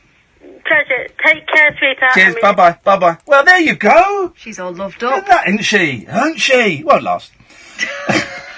Well, she better watch it, because she'll be out on her ear if she packs him in. Oh, that's really sweet. Good for her, good for her. Let's go to Julian. Good evening, Julian. Hello, Ian. Hello, mate. What you got for us? Your friend the racist. Sorry? Was he your friend the racist? I thought you said your friend is a racist and you're about to have a go at Catherine. No. Well, who knows who's racist and who's not? But you accused the bigot of being racist. Yeah. Were you just presuming that a lot of homophobic people are also racist, or did he actually say anything of a racial nature? Yeah, he did. He was definitely anti-Semitic, which is a form of racism. Now, why was he anti-Semitic? I don't know. You'd have to ask him. Or was he anti-Zionist? No, he was talking. No, he was. You mustn't conflate the two. No. Right now, you're being a dick. No, we mustn't conflate the two. Well, look, Ian, I'm calling to clarify because I didn't hear the call clearly. Well, and I want to know. You should have listened. You should have listened. You should have listened more clearly. I'm at work, Ian. So am I. But go on. What did he say that was? No. Do you know what? Why should I? Because you're phoning up for an argument because you want to talk about anti-Semitism versus Zionism, and I don't want to have that conversation. I know exactly what was said in that argument. I know exactly what he said that was anti-Semitic, and I'm happy with the way it went. All right, Ian, I didn't want an argument. I like your show. I don't want to bear down on it, and I don't want to argue. I think you're a good presenter. I am. I'm a brilliant presenter. That's why words are my tools, okay? Words are my weapons, and they are also my shield, and they are my tool. I am very, very specific about what I say on air. Sometimes I don't always get it right, because we're doing a 3-hour improvised show every night. But in arguments like that, I make sure I am absolutely specific when I use words like homophobic, transphobic, and racist. Because I know that there are people like you whose ears prick up when you hear the racist word being thrown around, thinking it's another lefty snowflake cuck liberal just dishing the word racist out willy-nilly. Well, I'm not. He said something that was racist and anti-Semitic. Okay, which was what? I'm not telling you. Do you know what? I'm not going to tell you because I feel like you are challenging me and I don't have to defend what I said. Go back and listen. Well, I'll have to listen again tomorrow. Yeah, you will, because you're challenging me, and the implication is you don't believe me. He said something that was anti-Semitic. Ian, you're jumping a lot of guns here, mate. I didn't call up for an argument. Honestly, I like your show, and People can like the show and call up for an you argument. sounded like a thicko, and I think he may have stumbled over. And a little knowledge is very dangerous. He didn't have any knowledge. He had zero knowledge. He was talking fantasy stuff. He thinks ITV is controlled by. Well, listen, and then you'll get the anti-Semitic reference. What I heard, you mentioned the Jews before him. That could be wrong, but that's what I heard. Oh, so you did hear it then, Julian? I listened at work and I tuned in and out. And from what I understand, Ian mentioned Jews before him. If I'm wrong, I want to clarify that and say. So you did hear it. You did hear it. What is the point of this call, caller? Say that again, Ian? What is the point of this call, caller? You're trying to catch me out. And you ain't. No, you are. You are. And you're failing miserably. Ian, I phoned up because it's a subject I'm interested in. I didn't hear all Tell of me it. why you're so You sounded interested. Tell me why you're so interested in anti-Semitism. Are you Jewish? No, I'm a Palestinian supporter, and I. Right. So why are you so interested? Why are you so interested in anti-Semitism? Because anti-Semitism is a form of racism which can be used by both sides, and there are idiots who support Palestine because they hate the Jews, and there are people who support Palestine because they're against racism, which is happening in Palestine. People like Jimmy Carter can tell you that. I don't know who that is. I have no interest in knowing who that is. American president who wrote. Well, Jimmy Carter. Well, I'm not going to. Well, sadly, I don't. I've lost Jimmy Carter's telephone number, so I won't be able to give him a call. You can read his book. I'm not going to. Well, you don't. You don't have to. It's just very dangerous when people conflate anti-Zionism and anti-racism. Yes, yes. Because there are Okay. racist anti-Zionists, God. and there are people like me who are against all forms of racism. Right. Okay. Including Zionist. Well, go back and. supremacism. Okay, that's great. Okay, here's the thing. Why are you bringing in all other forms of racism when we're talking about anti-Semitism? Because you called him a racist, not just an anti-Semite. As you pointed out, it's a form of racism. Yeah. Okay. So if I mention Jews first, so what? I just wondered why you brought it up. It was like you were putting words in his mouth. No, I'll tell you why. Because I know exactly how idiots like that minds work, and we could have spent 15 minutes skirting around the issue. So I brought up Jewish paymasters and homosexual paymasters and female paymasters. Anti-Semitic canard. Right. But maybe Will you let me finish? Would you let me finish? Is that you letting me finish? Yeah, go ahead. Right. I brought them up because I knew he was skirting around the issue and he needed a little nudge. Now, when I brought those up, he could have said two things. He could have said, whoa, I ain't saying that, you're putting words into my mouth. Or he could have said what he did say, yeah, that's what I'm talking about. Words like that. So we just saved 10 minutes of skirting around the issue by me mentioning it first. I think he said, yeah, that's what I'm talking about sarcastically. No, he didn't. He didn't. He didn't know what else to say. No, Julian, well, you're incorrect. You don't read human beings as well as I do. No, he wasn't being sarcastic. Well, okay, you're very confident in your reading of people, and you probably knew why he was... He also talked about my Zionist paymasters fixing I'm a celebrity. Honestly, I thought he was being...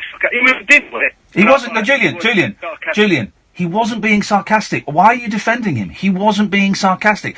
And here's the thing, right? The reason I'm keeping you on so long is because I know that there's an ulterior motive, and I can't quite work it out with you. There's something... Look, cards on the table. I am a Palestinian supporter, and I want to... when I hear Zionism, it's a topic that I'm interested in. There's something else. There's something else. You're trying to catch me out for some reason. I can't quite work out why. Yes? Have we lost you? Okay. Well, there was Julian, you gone? There was something there. There was a hidden agenda. And whereas with Steve, it was obvious because he was thick. This guy's read a couple of books and it's a little bit harder to get to. He wasn't being sarcastic, for crying out loud, man. Jesus. Oh, this is fun. This is Talk Radio. Across the UK, online and on DAB. The Yeah, you got it spot on, of yeah. Mike Graham on Talk Radio. Blasted rhetoric from the Banana Republic for people who think capital punishment isn't going nearly far enough. Join me, the Reverend Mike Graham. Revolutionary, rebellious, rebuilt, rebranded. Dangerous mid-morning debate with the great dictator. The Independent Republic of Mike Graham. Tomorrow morning from 10 on Talk Radio. Jacked up jive talk for janitors, jazz cats, and gin-soaked boys and girls. Is that Commando? If you're awake, you're welcome. I've got 5 cactus needles stuck in my... The Late Night Alternative with Iain Lee on Talk Radio. James has tweeted, I hope the vibe changes soon. Oh, God, no, I love this vibe. I love this vibe. I hope the vibe gets turned up to 11, man. Let's go to Jasmine. Good evening, Jasmine. Good evening. Good evening. Are you speaking like that? Oh, I'm not. I'm saying good evening, and I'm waiting for you to... Why are you speaking like that? Okay. So, I've fallen in tonight, because I've been listening, and I've heard what you said about the royals, and now I feel like I really have to inform you that nowadays people don't die anymore because now we have cryonics. People don't die anymore because we have cryonics. I must have missed that in the... have we got the papers? I must have missed that in the papers. When did that happen? I think 20 years ago. 20 years ago. People stopped dying 20 years ago. Did you know that, Catherine? Oh, I wish someone had told my grandma. Yeah, man, she missed out on that. There was no need for her to die. Not in the last... She died in the last 20 years, no. yeah? She died in the last 3 months, There was no need for that. Where is your evidence for this, Jasmine? I've seen it on telly, I've read about it on the internet. The internet, of course, the home of the fact, yes. Okay, well, that's good. I can't, you know, when we die, and that's that, and I can wait, I will wait, but, you know, I wish it would hurry up a little bit. Let's get a rig along. Come on, guys. Sorry? Come on. Do that again. Stop that. Do it in that voice. Come on. There we go. That's good. That's Kath's mum's voice. Come on, tidy your room. Well, Jasmine, if only it were true. It doesn't happen. It doesn't work. I think you've been watching movies. No, it's true that they hope that in 50 to 100 years, the doctors will be, that they can heal the person first up. Yes. And then they can wake them up again. Gosh, how awful. There's going to be a lot of very crumbly old people wandering about, and I don't want to be one of them. Catherine, could you do me a favour? Could you just check if it's a full moon tonight? Because there's something spunky happening. Yes. Something very spunky is happening tonight. I don't know what. Or maybe... Does Noel Edmonds still do his gotcha Oscars? Is this a gotcha Oscar? Is it? What camera are we on? Noel? Where are you? Yep. Ah! No, that was NTV. Yeah, it was. I was mixing it up. Mixing it up. Mixing my Noels up. Well, that certainly cleared things up for us, Jasmine.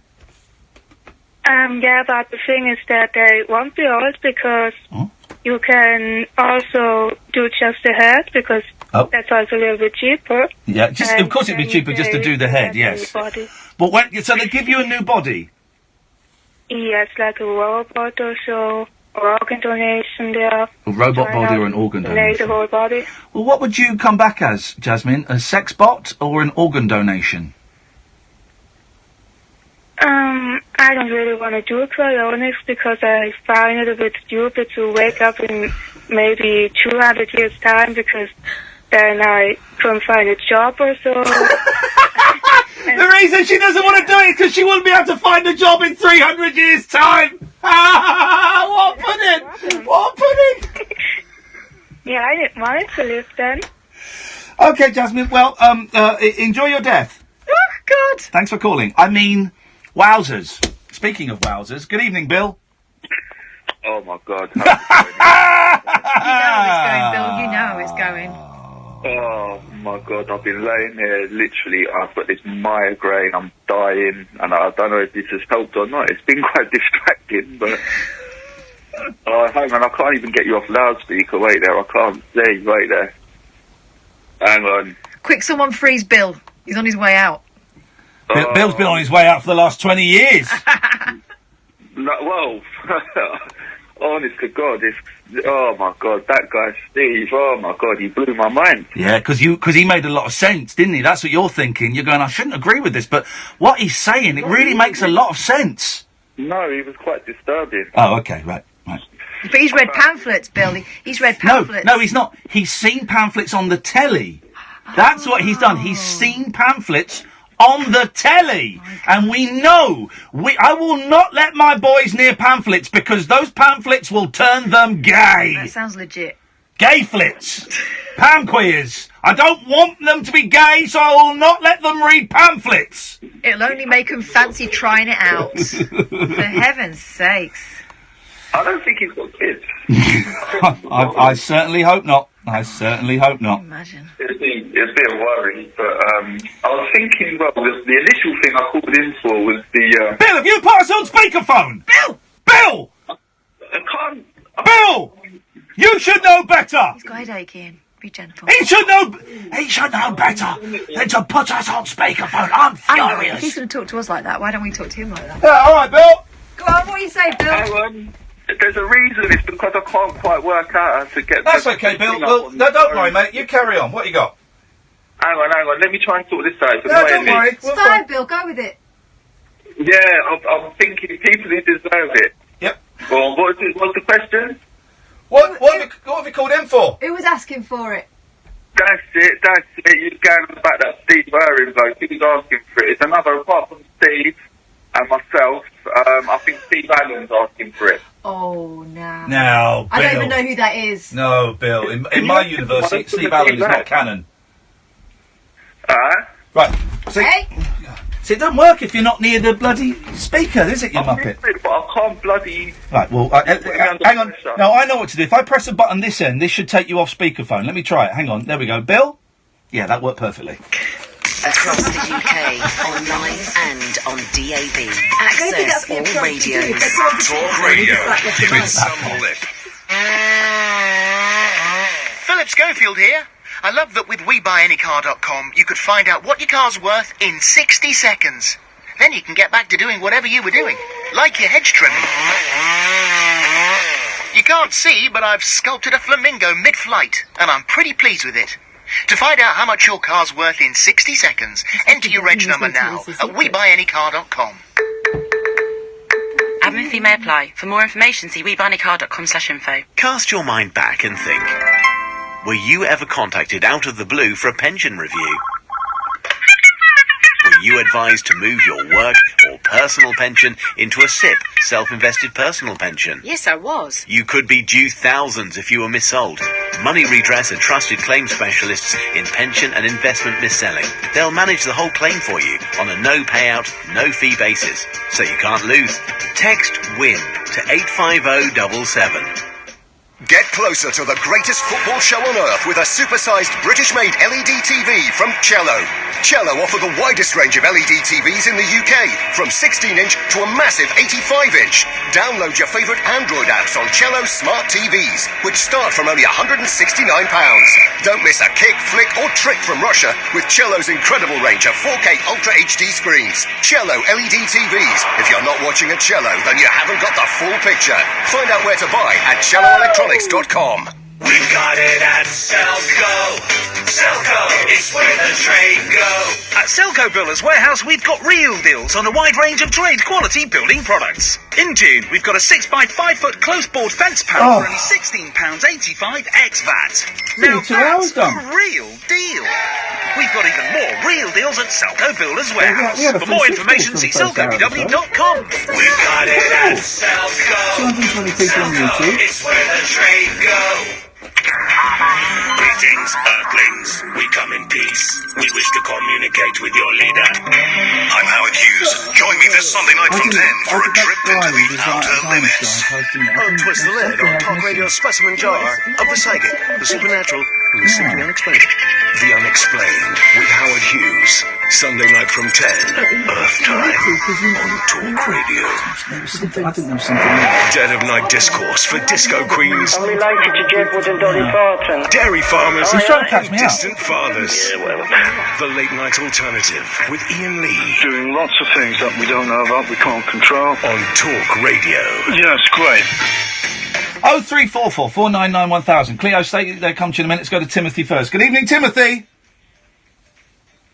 Timothy Wiggly. Sorry? Timothy Wiggly. Timothy Wiggly or Wrigley? Wiggly, as in... Go on, as in what? He's gone! Oh no! Get Timothy back, man!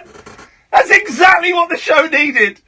Someone started off doing the kid's voice and tell him he's got to do the kid's voice. I want to speak to the kid, not the dad. We'll pretend we didn't hear the other bit. Timothy Wrigley. Oh, that's my favourite call of the week. Timothy Wrigley. Oh, he's not going to answer. Timothy! Come on! You're not in trouble. We know you should be in bed, but we won't tell your mum. We won't tell your mum or your dad, who obviously took over the phone halfway through that call. Come back on, man. Or if anybody wants to impersonate Timothy Wrigley. Wiggly. As in, we don't know as in what? Surely Wiggly Worm. It's got to be Wiggly Worm, isn't it? Maybe that's why I had such a wee voice. Yeah. Let's go to Cleo. Good evening, Cleo. It's bloody hilarious. Isn't it? Jesus. Timothy Wiggly. Oh. That's the podcast title sorted. If only we can tempt him back. That is some advice. Yeah, go on. We've come to the advice centre, but I'll have to run it past my Zionist paymasters. Well, this is it, you see. I'm in love. But it's complicated. Yeah, go on. It's a dog. Right, okay, well that's weird, yes. And it's a male. Yes. And I've not read a single pamphlet. Oh, you don't even need to read these pamphlets these days. You just need to see them on the television. Is that what it is? Yeah, yeah. Snoopy. Is it Snoopy? Might have been Snoopy. I hate Snoopy. Snoopy is the dullest, most boringest cartoon ever. It's a trick. Snoopy and Peanuts is a trick. It looks like And Charlie Brown. It looks like it's for children. Yeah. But it's not. It's for old American blokes. It's for old American men who are nearly dying, and it makes them nostalgic for a time that didn't actually exist. That's what it's I for. did like it as a kid, but only because of the teachers with that sort of... And I tell you another thing. They are design classics. Yeah. They're beautifully drawn. Yeah, but they're boring. Yeah. Boring as F. It's B-A-F. Psychobabble. Yeah. And oddly... Yes. In my dog relationship, I'm much more like Snoopy than him because he sleeps on me belly. Wowzers, this really is... Like Woodstock. Okay, this is taking a very dark I like that he's found love. turn. I needed it. My mum died in December. There we go. Maybe this is And I her was come back reincarnated. Yeah, man. I was well down. Yeah. And my brother rang saying his friend was getting rid of his dog. And Did you have a sack he could borrow? Yeah. Yeah. And he's called Coco, and he's been on your show, and you don't know it, but he's been on your show. Well, I find that hard to believe, but I hate dogs. He's brilliant. No, he's not. I've seen a picture. He He's is. cute. He's cute. No, I hate dogs. Cats. He Cats as howled, well as his hat. he howled on your show. Okay. You had someone whistling on your show, and he started whistling. Oh, man. So I ran in and whistled with him. I hate dogs. And he howls. He's Dogs glorious. are boring. No. We're cats. He's not boring. Cats are where it's... When I get this new house, I'm bringing my old cat with me, and then when she dies, I'm going to stuff her, Oh, God. and then I'm going to get a rescue cat. That's what I'm going to do. That's The only what trouble is with him being a pup. Yeah. He tries to mate with a rather large teddy bear. Thanks very much for calling. I don't really want to go into the sexual habits of He put it on Twitter, which I think is an infringement of that dog's rights. Yeah. It's almost like revenge. Dogs. This is why I don't like male dogs. Lipsticks. Well, the female dogs are no better. My friend's dog, I used to always catch her. She would hump the side of her bed. Like, you know, those hard beds. Yeah. I did. What on earth is going on out there? Get 'em done. It's the way they look at you while they're doing it. Get 'em done. Yeah, you like this? Get them done, and then they lose the horn. And you can, if it's a boy dog and you get them done, you can turn the nuts into earrings or a delicious soup. We've got a first-time caller. It is Timothy. Good evening, Timothy. Timothy Wiggly. Timothy Wiggly? Yes, that's right. As in? As in Wiggly Worm. Wiggly Worm. Well, Timothy, it's lovely to talk to you. What have you got for us tonight, Timothy? I wish I had a garden. I never ever had a garden. You've never had a garden? Never had a garden. Oh, what would you like to have in the garden? Songs from my childhood. He wears nice trousers. He wears nice trousers. I gotta get a big spam. No! Yes! Timothy Wiggly, ladies and gentlemen, my new favourite caller. Goodbye, Nigel. Goodbye, Alan Caddick. Hello, Timothy Wiggly. Wow, what a guy. That was lovely. Who was that worm? We'll just never, ever know. I'm sending that to social media. That might be the shortest clip they've ever experienced, but it's one no one will ever forget. Now, I want to thank you, Catherine, because I bought into this thing earlier on, and then you gave me a metaphorical slap around the chops. Yes. Salad cream. Yeah. Don't be sucked in again. They've done it before. I got sucked in, and I bought into it, Oh, they're going to change salad cream to sandwich cream. Don't you remember a few years ago they said they were going to take it off the market because it wasn't very popular? Cue loads of idiots on Facebook going, oh, but I love salad cream, it's the best. Right? You're doing their advertising for them. This salad cream thing, load of old balls. You mark my words, it'll be around for longer than we will, and it will still be called salad cream. So we shouldn't even be talking about it now because we're playing the game. Let's call it something else. It's gone. Old man spaff. I think it's delicious, and actually, Sorry? yeah, I think it's delicious. And like on a Sunday, if I went to my grand's, you know, she'd put a little buffet on, and there was always a little bowl of that, and you knew it was a treat. OMS.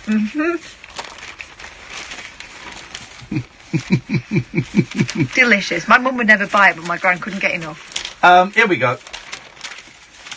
Hey, buy the Fonzie bike for £150,000. A motorbike used by the Fonz in Happy Days, the action that would have been seen on that bike, could sell for £150,000. The Triumph Trophy TR5 featured prominently in the hit 1970s TV show, usually with actor Henry Winkler sat astride it talking to a harem of girls. It's rumoured he had a boner for 85% of all the time he was filming the Happy Days show. Not in those jeans. It is one of 3 bikes used in the series. Was it the Sunday Monday bike?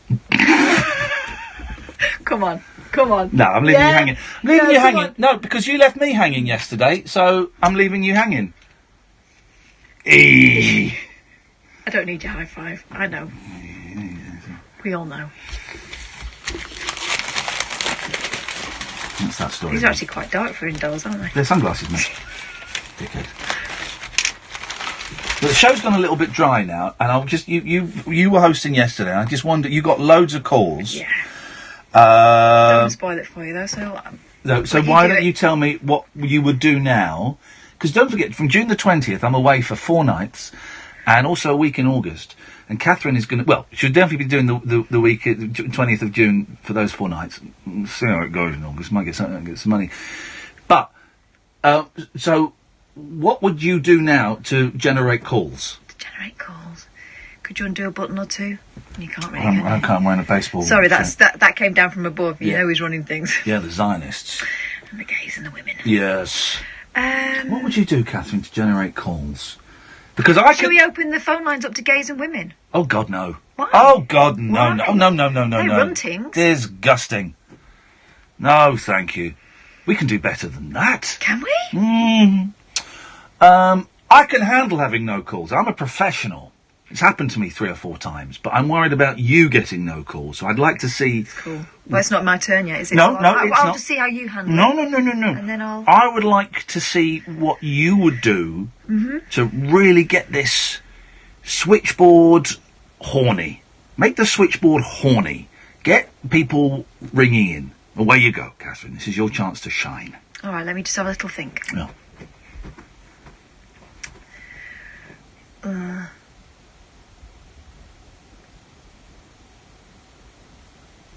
We're on the end. This is now. We're on the end now. Can we play Listener Guess Who? Listener Guess Who? Guess Who? Okay, explain how that would work. Well, let's get. If you ring us up, we'll play with you. 0344 499 1000. She's thinking. Okay, you don't know how to play. I'll make it up. So join us. Have we got anyone? Yeah, people are coming through. Yeah. This is the trick, is it? There's no 0344 499 1000, please, if you would like to join us. Okay, well, you've got. Okay, here's your first caller. Alistair. Hello, Alistair. Hi, how you doing? Great show tonight. Isn't it? know. No, he's talking about my bit. Oh. Well, can you help us out with the Listener Guess Who game? If you'd like, yeah. All right. Think of your favourite caller who's not you, right? Favourite caller? Yeah. Right. And we will ask Oh. questions, okay? Yeah. And you can only say yes or no. Okay. All I right, think... and we'll try and work out- I'm just trying to think... Hello, Gary. Hello, you alright? Yeah, we're going to play Listener Guess Who. I'll guess who, alright. Right. So Alistair's going to think of a One of our more regular callers, maybe. Yeah. Just to make it easy for everyone. I'm in pain at the moment. You're in what, pain? Pain. I fell on stairs Christmas Day. That's quite a while ago, Gary. Oh, you've time travelled from the next Christmas Day. You No, fell off no, the stage on I'm Christmas back Day. with a vengeance because I'm coughing. Okay. So do you want to play Guess Who with us? Or are you too pained? Too pained up for that, so... Oh, okay, so what do you want to do? I was telling you about the pain. You want to come on for a moan? Okay, well tell us about the pain and then we'll play Guess Who with Alistair. It's in my side. Yeah? It's in my side. Okay. Have you seen... It's true, I've got pain, haven't I? Have you seen the doctor? Yeah, I've got a chest x-ray on whenever I go, like. Yeah, okay. Hospital. Climate. But this pain was since last Christmas. It's in my side, it's horrible. Yeah. Whereabouts in your side, mate? Just on my ribs. Yeah, you've probably broken a rib. Oh, I hope not. Yeah, probably. The thing is, do you know what they do to fix broken ribs? I don't know. No. They do now. What can they do? They're going to put a rib in a sling? I hope not. No, they can't. Put me in a sling or something. Like, well, why would they put you in a sling if you broke a rib? I've broken a rib. I don't think I have. It's happened since Christmas Day, this. Right, okay. Well, maybe you've punctured a lung. Oh, I hope not. You're just bringing out the worst things today. Well, I'm not bringing out the worst things. Not brought out the A or the C, but, again, those are possibilities. I know. Okay. Well, we wish you the best of luck, Gary. Thank you. Thanks, mate. You be careful lifting that phone. Okay, and that drug pipe. Has he been too pained to play? Okay, Alistair. Right. Hi. Here we go. You go first, Ian. Is it? How many goes we got? Each? 7. 7, why? Why not? It's a funny number. It's not. Right, you keep number. Right. You go first, Catherine.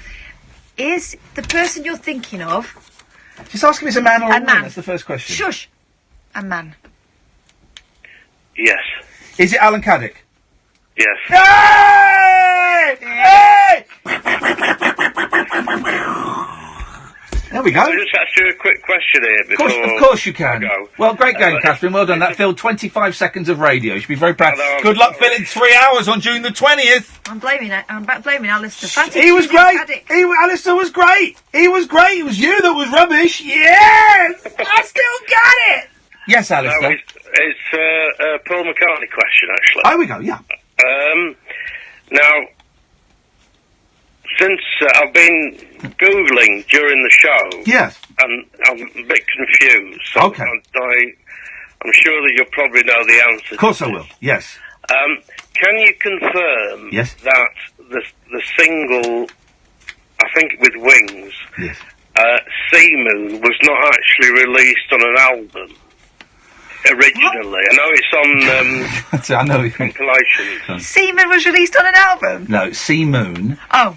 It was a I think Sea Moon was a B-side to, was it B-side to Helen Wheels? I don't know. Helen Wheels is a great song, but... It was apparently, I only know this because it said on Google that it was a double A side, high. We're gonna get high in the midday sun. BBC, apparently. Yes, it was. And we'll play that after the break. I don't think it was on an album apart from All the Best. Yes. Okay. Anyway, well, thanks very much, guys. Absolute pleasure. There we go. Thanks you see, for ruining my game. We're here. Well, no, I thought he made the game, actually. No, ruined. Thought he made the game. James wants to play Guess Who, and we'll play Guess Who with James in a bit. 03444. I can't wait to see you. So 3, 6, 9, 12. You got 12 hours of radio to fill. It's a lot of Guess Who. You filled 22 seconds of it then. Oh, mate. Make sure you got loads of blank tapes to record the shows and Catherine fills in from the 20th. Loads of blank tapes. That's going to be gold. They're going to be circulating at collectors' fairs. 034 will be circulating around BBC Three Counties. 03444 499 1000. This is the late night alternative. Iain Lee and Catherine Boyle on Talk Radio. Talk Radio. Digital debate for the UK. Pick up your phone and You're talk radio. show, man. We'll get you talking. Countdown to Brexit on Talk Radio with The Times. Know your times. The clock is ticking as the UK prepares to officially leave the European Union. Listen to the No Nonsense Breakfast with Julia Hartley-Brewer tomorrow morning from 6:30, when she'll be joined by Times journalists to discuss the latest Brexit developments. Don't just be informed, be well informed with debate, analysis and opinion from right across the political spectrum. Countdown to Brexit with Julia Hartley-Brewer, weekday mornings from 6:30 on Talk Radio with The Times. At Tesco Mobile, we want to make your mobile life a little better. It's why we offer capped contracts that put you in complete control of your bill, so you'll never get a nasty shock at the end of the month. Phone bills with added peace of mind. It's another little thing that makes a big difference. No! Every little helps. Cap contracts on pay monthly tariffs only. Info and T's and C's at tescomobile.com. In the latest part exchange deal from Renault, you'll now get the car's value plus an extra £1,000. Wow, plus an extra £1,000 off any Renault Clio or Renault Capture. Available with all other offers. Available with all other offers. My goodness. Okay, Sarah, that was great. Let's do one more. Where'd she go? Value your car at Renault.co.uk/trade-in. Trade-in car must be registered to customer for minimum 90 days before new purchase. Order by 2nd July and register by 30th September 2018. Retail customers and participating dealers only. T's and C's apply. When Freddie Flintoff asked to be the voice of our new campaign, we thought, OK, sure. Correctly predicts all the results of the World Cup. Win, lose or draw, and you could win up to £100 million. I'm Freddie Thanks, Flintoff. that'll be all. The prize is the star, not you. Enter for free at PokerStars, BetStars and PokerStars Casino. That's it. Unbelievable. I'm Freddie Flintoff. Security to booth 3, please. No, back off, mate. End 13th of June. One free entry permitted. Prize shared if multiple winners. T's and C's apply at betstars.co.uk. 18 plus. Please play responsibly. Let go of the door frame, Fred. You're embarrassing yourself. Across the UK, online and on DAB. Talk Radio, on the hour news headlines. With the latest, I'm Serena Farrow. The boss of TSB has admitted the bank's lost around 12,500 customers since a botched IT upgrade back in April. Paul Pest has apologised for all the issues since then to a group of MPs, which include fraudsters targeting people's accounts. Gary McDaniel from Glasgow has been a customer for 25 years, but now some of his direct debits are coming out twice. I'm relying on my wife, relied on my mother as well. It's really disappointing that that's what stage it's got to, because you've got a bit of pride and you don't like to ask all the time people to help you out financially, but it's not my fault, it's the bank's fault. Sajid Javid has faced questions from MPs about immigration issues that people have been facing after living in the UK legally for years. He's also told them that he set a time limit on dealing with their cases. I do want to get to the bottom of, have there been other similar cases of people from the Windrush generation that were wrongly detained, and that work is still ongoing. We haven't completed it yet. I've set a task to the team to complete it by middle of July. And the former boss of the firm accused of harvesting the data of millions of Facebook users says the company did receive information from the researcher at the centre of the scandal. Alexander Nix from Cambridge Analytica was also filmed discussing bribery, honey traps and extortion with an undercover journalist posing as a client. Parliament. He's been giving evidence to MPs and says he made clear he was speaking hypothetically in the recordings. Of course this was edited out of the video. I was asked a very leading question, a hypothetical question about what sort of tactics could be employed to discredit a politician. And I answered hypothetically, and I caveated my answer by saying, please don't pay too much attention. Taking a look at the weather then, staying mostly dry overnight, but some patchy drizzle will affect some northeastern parts. Turning much warmer though come the morning, little bit humid though, particularly in the south, but Macca, dirty Macca. 0344 499 1000, the late night alternative with Iain Lee and Catherine Boyle, weeknights from 10 o'clock until 1, when Paul, what day are we today? Wednesday? Wednesday. It's Wednesday. Oh, everything is, every day this week I've thought it's Thursday. Well, tomorrow you'll be right. Paul Ross takes over at 1 o'clock through the night. You can listen to us on DAB, download the app, or go to talkradio.co.uk. You know what happens at 2? No. The release of the latest Rabbit Hole. Oh, is it? Yeah. Is it? Wait, is it another Brighton one? Another Brighton one. There's one more after this, and then when did we go? Is that London? Then it's London. Is it flipping it? No, there must be one in between. no, there's one in between. We went somewhere. Anyway, get them while you still can, because the paymasters here want to get their grubby hands on the Rabbit Hole, and if it's got a little bit tense with us doing a podcast that isn't part of this station. But we did ask first. We did ask first, and it's not in my contract, but if they insist on it, then we're going to stop doing it. Because I don't want them to have it. But it's a little bit tense. Let's just say it's a little bit tense, us doing that. Let's see, Mike Graham often listens to the show. Mike, are they twisting your arm about the Two Mikes podcast? And maybe we could team up as a force together to give them the good old heave-ho. James Whale as well. He's got his own, hasn't he? Yeah, let's Howard Hughes? Yeah, well, Howard will capitulate. Do you think? Yeah, he's a pussy. He's a pussy. He believes in Reiki. Oh, does he? Well, of course he does. Anyone who believes in Reiki is a pussy. He thinks people can manipulate him without touching him. Fair enough. Yeah. They're going to get it. So, but James Whale and Mike Graham, we really need to join forces. I think they see us as even after the very tense meeting we had with the podcast man. I think they see me and Catherine as the weak link. So you've got to sign over to Mike's because Iain Lee he signed over the Rabbit Hole. No. So we need to join forces. It's really weird. It's all News Corps and stuff, which I think is ultimately for the good of this station. But they're not, They don't need it. No, you don't need it. And if you insist on it, we'll just stop doing it because Do something else. Because we're like petulant 13-year-olds. We'll take our ball home and lock it in a cupboard. We'll just carry on doing a TV show. Anyway, by the by, let's go to Megan. Good evening, Megan. Hello. Hello, Megan. Hi. How are you spelling Megan? Are you spelling it with the H or without the H? No H. No H. Okay. Okay. No, we're very straight to the point in this house. Yeah, you don't. No messing around. No superfluous letters. Not like me with my extra I, my second I. You straight in there, Megan. You got it. We got the 5 letters. Boom, we're done, Megan. That's it. Next name, next baby, next name. Let's move on. What can we do for you tonight, Megan? Well, I was just thinking off the back of that song, which I listened to with a perfectly legal cigarette in my hand. Well done. Yes.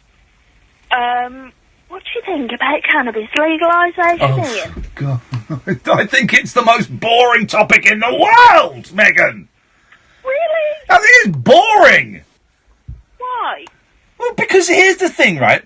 If you're doing a phone-in radio show and you've not got many calls and you're not comfortable without having calls, well, I'm comfortable without having calls, but if you're not comfortable, what you do to get calls is there's one of 3 things, or you do all 3 things. Should we bring back hanging? What sweets do you remember from the 70s? And should we legalise cannabis? And yet the people will phone in and talk about it, but I just think they're really boring conversations. Lucky for you, Ian, I wasn't born in the 70s. Oh! Should we bring back hanging? No. How about for sex offenders? What about the sex offenders? How about for sexy offenders? Like they're criminals, but they're just really fit. I would bring back hanging for them. I don't care. Yeah, they should. Yeah, here's the straight answer. Yeah, they should probably legalise cannabis, and it will happen one day. Now, where are we? Well, a bit better off with tax, I guess.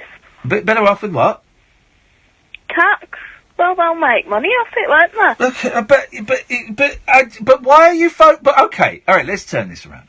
Because I don't want to be mean. You've chosen to call in, and I'm so glad you've called in. I'm so glad. I really want to kneel in front of you and sing you a song on a Spanish guitar. But why are you phoning in about legalising cannabis? Are you a user? I don't know. Well, if it was legal, I might be. Well, no, Alice, I'm not going to... So you are? You smoke cannabis? Yes. Right, okay. Are you smoking it now? Yes. Right. So, but what difference would it make to you if it were legal or not? Well, I wouldn't have to be watching my back when I get it. Well, no one gets arrested for buying cannabis anymore. I live in Northern Ireland, though, Ian, where we do. Well, then you know, the Northern Ireland is backwards in quite a lot of ways. So you know, come over here. It so is. Come over here. We're smoking. We have like weed parties on in the streets every afternoon at 2:00. You go out. You go out, and if you move house, instead of knocking on the next door's house and saying, "Can I have a cup of sugar?" you say, "Look, I've just moved. Can I get a cup of weed?" And they will give it to you, man. I've just had a memo from the palace. From now on, Her Majesty will be known as the Queen and not the Queen. There you go. You see, this is the progressive world we're living in.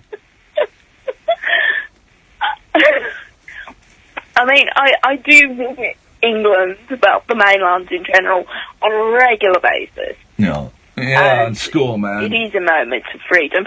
I am originally from England. You know what? It's hard to hear you through your stone slur. Hey, listen, I wish all our listeners smoke weed. It will make this tired old act seem a whole lot funnier. Yeah, we need all the help we can get, whether it's chemical, whether it's herbal, whether it's spiritual. We need everything on our favour. Well, if it helps, I really enjoy tuning into the show. Yes, and skinning up at the same time. When I can. Well, when you can. Hey, here's the thing. You know what? It's been so long since I bought an eighth. How much is an eighth these days? If you're lucky, 30 quid. 30 quid for an eighth! If you look in the right places. Flippin' heck! You used to be able to get an eighth for about 15, 20 quid. An eighth? 30 quid? Jesus. You know, I used to take a lot of drugs, Megan, and I haven't taken a lot of drugs, well, let's say 13 and a half years, and then maybe in a year's time we'll give you the real date. But I haven't taken a lot of drugs for a long time, for a while. And I just find the whole thing, you know, it's legal in America, in lots of America, or decriminalised. I never quite know the difference. It'll be legal over here at some point soon. Hopefully. Well, you know, whatever. You know, it's just, I wish you the best of luck getting stoned, man. Thank you. Thanks very much, Megan. Bye! Bye! And now we have to do the sensible bit, right? I have to say, you know, I'm not going to do it. Make your own decisions. I'm not encouraging you to take drugs at all. My relationship with drugs was very, very rocky for this, you know, most of my drug using. You know, make choices that are sensible and safe, and you know, just be careful. Just be careful. That's what I'd say, and don't be, you know, just be careful. I can't do don't take drugs, guys, because no one's going to listen to me, a junkie, go, well, you know, and you know, I'm also aware that being a 45-year-old man on the radio going, hey guys, don't smoke pot. Whatever you do, if you're gonna, please don't smoke pot, guys. That really is, where's here we go. Listen, this is Carl Wilson from the Beach Boys. Hang on, he does it better than me. Here we go.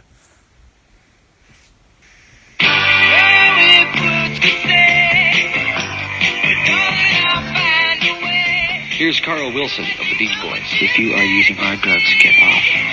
They will hurt you, and they'll really wreck your life.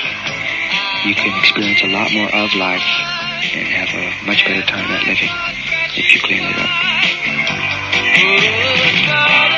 That's from heroin addict Carl Wilson. 03444991000. This is Talk Radio. Talk Radio. Intelligent, organic entertainment. Talk Radio. I think he got busted. Was that because he got busted for drugs? Got a ticket to It was Russia either Book. because he got busted for Front row drugs or seats because he guaranteed. wouldn't go and fight in No, Vietnam. don't worry. You don't He need had to do any of that to enjoy the it's football. one of those. Go But yeah, there's big with footage of them live in AO.com Australia in and watch 78 all and the he dropped his action on face a on live heroin. screen 4K TV. Plus, if England My reach the brother knockout Dennis stages, claim up to likes the £300 ladies. back. We With got free any next day delivery ladies here included. tonight? Get this exclusive offer My now brother at Dennis likes the AO.com. ladies. Oh, it's horrible. Let's go! Offer ends 18th of June. T's and C's apply. At Tesco Mobile, we want to make your mobile life a little better. It's why we have family perks. Sod off. Monthly rewards for you and every family member on your contract. Things like extra data, Tesco Club Card points or money off your bill.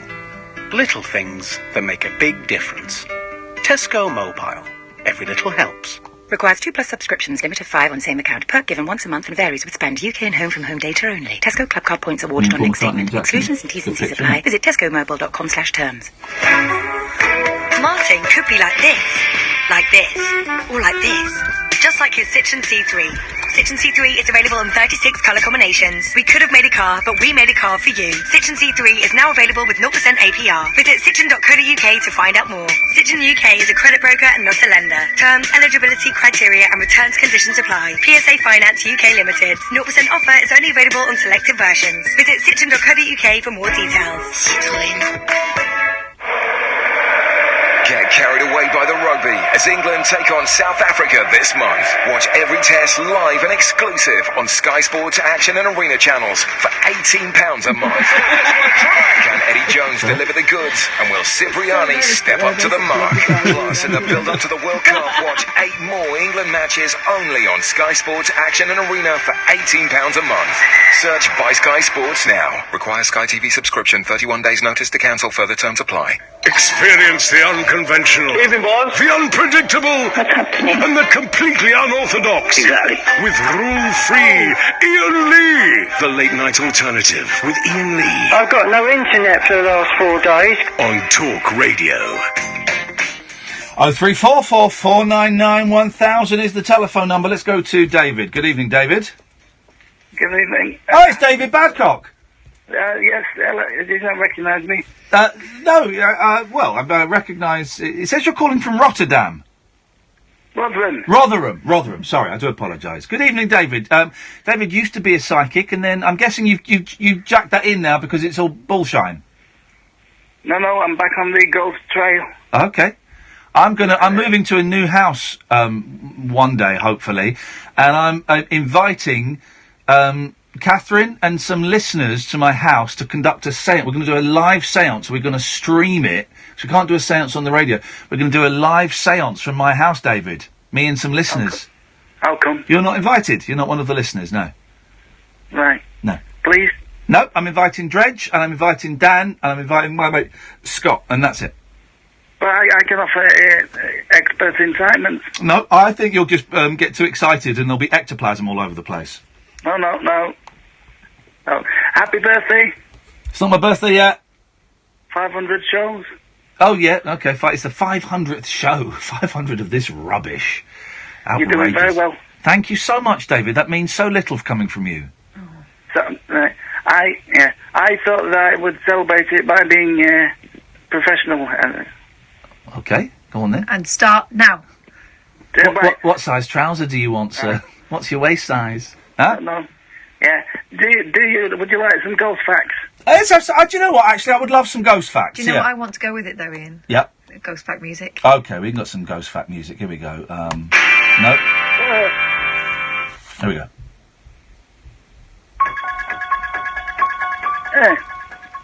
Am I allowed to go on a speakerphone? Yeah, go on. Please. Just to get this torture over. Is it? I mean, he's looking at the facts on his phone. Hello? Yeah, now we can't hear you. Can you hear me now? Just sort of. Just hurry up. God, this is like a seance. Right. So ghosts are clearer. Yeah. A half-naked, half-frozen chicken haunts the area of Pond Square in London's Highgate. I know that area. I've never seen a half-naked chicken there. Well, it's very surprising because a lot of people have. Define half naked. Is he just wearing a jumper or just trousers? Plucked of its feathers. Cock? Plucked of its feathers. Cock? No, chicken. Okay. Did you just fart then, Catherine? No. I heard a rasping noise coming from your buttocks. You did not. I think I did. There'd be glitter and rainbows everywhere. Can Okay. you see them? No. Okay, so there's a chicken ghost by a pond in Highgate. Yeah, okay. In 1626, Sir Francis Bacon decided to conduct a spontaneous experiment to test the preservative qualities of snow whilst driving through the square. A spontaneous experiment. Wowzers. Okay. However, Yeah. after stuffing a chicken with snow with his bare hands, he quickly became ill and died. But the chicken? It's not very clear. They stuffed it. What, up its bum? Who was putting snow up whose bum? He says, however, after stuffing a chicken with snow with his bare hands, Yes. so one can only presume up its egg hole, or anus. Yeah. No, it's called a cloaca. Hey, come on, mate. Right. Winston Churchill, Lord Byron, Queen Elizabeth II. Same story, or is this a new story? No, this is Ghostly Fact number 5. That's 2. Winston Churchill, Lord Byron, Queen Elizabeth II, and Mick Jagger are all reported to have seen ghosts. Okay, I've got no idea what was going on there. So. You can stick that up his egg hole. Good evening, James. Oh, hi guys. Happy 500th anniversary show. Thank you, James. You see, we're really I making called it up special. for Guess Who, listener Guess Who. Okay. Is there anyone else to play it against? Me and Kath. Okay, go on then. You want to play it against the listener? Yeah. All right. Okay. It's the listener Guess Who. 03. Okay, well we have to wait then. 03 499 1000. If you want to play listener Guess Who against well, hang on a second. Let's see. George, do you want to play listener Guess Who? Maybe. Ooh, Mysterious. A bit like Peter Andre. Right, Catherine, you explain the rules to George, and then we'll see if you float his boat. James is thinking of one of our most prolific callers, but can you guess which one or who? Guess who? All you need to do is ask questions and get a yes or no answer. We'll all do it in turn, and the first one to guess who is the winner. I don't think I'll be much good at this. Okay, that's George bailing out. George, we'll come to you in a bit then. Well, then we need to... Fair play. I respect his honesty. Honesty is something that should be respected, Catherine. I hope you learn from that. So... Was that Rainbow George? Yes. Was that who you were thinking of? Against Rainbow George. That'd be amazing. He doesn't... George, James, put forward your case for playing against Rainbow George. Well, I don't really know what any of the listeners look like anyway, so it's going to be a car crash one way or another. Well, we have to use other kinds of descriptions that are more suitable for audio purposes. Oh, I like it. See? Roger? Who's Roger? George, has he persuaded you? Not really. No. I wanted to gift you Talk about spirituality. an advance birthday present. I had an idea came into my mind this evening. Yes. And I want to give it to you as a birthday gift. Okay, what is it?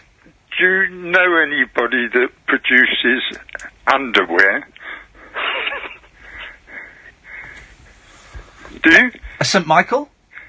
No, I just had this idea for creating a line that would be a real winner. Yes, go on. You know our Let's Stick Together slogan? Yes. Well, I want to put those on underpants and call them Wonderpants. Okay. So my birthday present is me. My birthday present is me finding a pant manufacturer for you. No, for you. You could make a fortune out of it. I don't honestly. I'm fine. I'm fine. I'm a black kind of boxer guy from Marks and Spencer's. I'm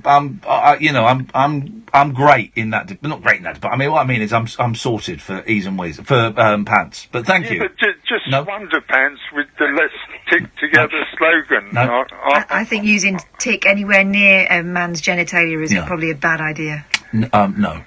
I just think it's a lovely idea. Why do you want your trousers to stick together? So I've got to find another gift for you. Honestly, I don't want to. Here's the thing, right? I've told my boys this year, Daddy doesn't want any presents because I'm moving and because I've got so much. I've got stuff and I'm trying to clear stuff out, and I don't want to. If I get a present, it will just go into a packing crate. And I'm far. I've told my boys. I'm telling my boys. They should have been told. I want them to pick a charity each. And, something that appeals to them and give £10 to each to the charity. That's what I want. In the future, I've got I found 2 tapes. My last ever call to James Whale and my last ever call to George Galloway. They wouldn't take my calls after. Oh, because they're cowards. Both of them are cowards and they're arseholes. I wouldn't say it as strongly as that. I wouldn't say it to their faces or online to them, but that's what I think. You'll enjoy these 2 calls.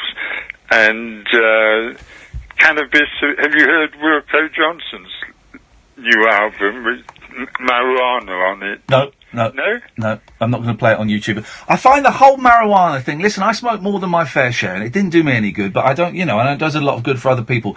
But I find the whole discussion around weed so boring, man. I don't know. I think we should make it compulsory. No! We'd all chill out. No, we wouldn't. We wouldn't chill out though. It would mess up. It would mess up a percentage of people. You can't make it compulsory. No. It depends what it is. I mean, if you could go back to the days when I started smoking, it was Thai sticks for £2.50 a stick, yes. and that was a lovely smoke. For you, but for me, it would cause problems. I doubt it. No, I know it. I know if I were to smoke some Thai stick, I at some point that evening, I would be off trying to score cocaine. That's just the way it would go. I doubt it. I know it. I know it. I know it. You doubt it. I know it. Do you? You can't give weed to an addict. No. Yeah, you can't, because it's a drug, and anything that affects the way I feel is you don't know, but I'm telling you, it's like I can't have get this, George. I can't have a lager shandy. Imagine. I don't know. I know. I can't have a lager shandy. Yeah, but I'm just talking about weed, and that takes you high. People can get addicted to weed. Yes, they can. But what's wrong with being addicted to weed? What's wrong with what's wrong with being addicted to heroin? I don't know. I've never taken that. Oh, apparently, I don't know who I was reading this in the other day, but taking heroin is like kissing God, right? This is a description I read. That's a great description. But being addicted to anything is it gets in the way of living a fulfilling and spiritual life. Now, some people can smoke weed. A lot of people can smoke weed, and they can buy an eighth, and they can have a joint and smoke half the joint and go, oh, I'm done now. And they can go out for the night, or they can go to bed, or they can go and have sex, or they can go and watch a movie, and then 2 days later they come back. Oh, there's that half a joint. Oh, I've got, and then a month later a friend will come round. They go, do you know? I think I've got some weed in a drawer somewhere. But there are a small number of people, well, a big number, but a small percentage of people that can't do that. I couldn't do that. Put down a half-finished joint, put the teenth in a drawer, and forget about it. I couldn't do that. I don't know. No, I know. I'm telling you, it's fact. I can only speak for myself, and I just enjoy where smoking a bit of weed I know lots of people my do. mind too. And a lot of people do. But I'm saying you're and that's great. You get on with it and you have a great time. But your suggestion that it's compulsory, I think, is I'm hoping your tongue was in your cheek, because that's irresponsible and dangerous. It was in my cheek. Well, then that's great. All drugs should be legal and come with a health warning. It's all that's another about education and you're probably right. I'm sure that is the future. I'm sure it probably is the future, and you're probably right. But we're doing a legalising drugs phone-in, which is actually quite interesting. Well, you say that. Anyway, nice, George. Wilco Johnson. Yeah. Marijuana. It's a really good track. Thank you, George. I appreciate the recommendation. 0344 499 1000. James, stay there. We might have found someone who wants to play the game with you. This is Talk Radio. Just when you thought it was safe to turn on the radio, the Leviathan of chat rides again. Hello, I'm James Whale. Even my daughter's your presenter, who isn't And now I've got afraid people saying, to please tell bear in you mind, to cannabis think. is psychologically I believe the addictive. media Heroin should and be coke and well-balanced. alcohol I myself am not. There is only one James Whale. I remember when I filled up my last swimming pool, it cost nothing. The legendary James Whale Show. You've got to be so careful, haven't you? Well, I haven't got to be careful. I don't give a stuff what the others, to be honest with you. 100% whale, 0% blubber. I want to know whether or not I'm being too rude. Tonight from 7 on Talk Radio. The late night alternative with that man, Iain Lee. There's no strangers here, just friends you haven't stalked on Facebook yet. Have never sent my picture to anyone who didn't request it. The late night alternative with Iain Lee on Talk Radio. Yes, And now getting people on Twitter telling me the difference between psychologically and physiologically addictive. And Catherine, you made a really good point of why phone-ins about legalising weed and drugs is so boring. Yeah, because people who love doing it, and they will argue and argue and argue and argue, and it's boring for everyone else. It's really boring. It's as boring as being in a room full of drunk people when you're not drunk. It's really boring. Please bear in mind, cannabis is psychologically addictive. Heroin and coke and alcohol are physiologically addictive. Okay, so we can agree they're addictive then. Yeah, so but why would I bear that in mind? So why would I want to bear that in mind? I know my experience of drugs. I know the very first NA meeting I ever went to. Phoned up the hotline and said, I got a problem, guys. And I was met by two very nice gentlemen, the names of whom I've forgotten one of them, but they got in a car, they met me at a tube station and said, we'll take you to the meeting. And so I got in there and I was wired. And one of the guys, so we were kind of chatting about stuff, and one of the guys said, well, I'm addicted to weed. I thought, what? Can't be addicted to weed? What a pussy. I'm there because of cocaine and ecstasy and all this. You're addicted to weed? And I thought that, because I bought into that myth that you can't get addicted to weed.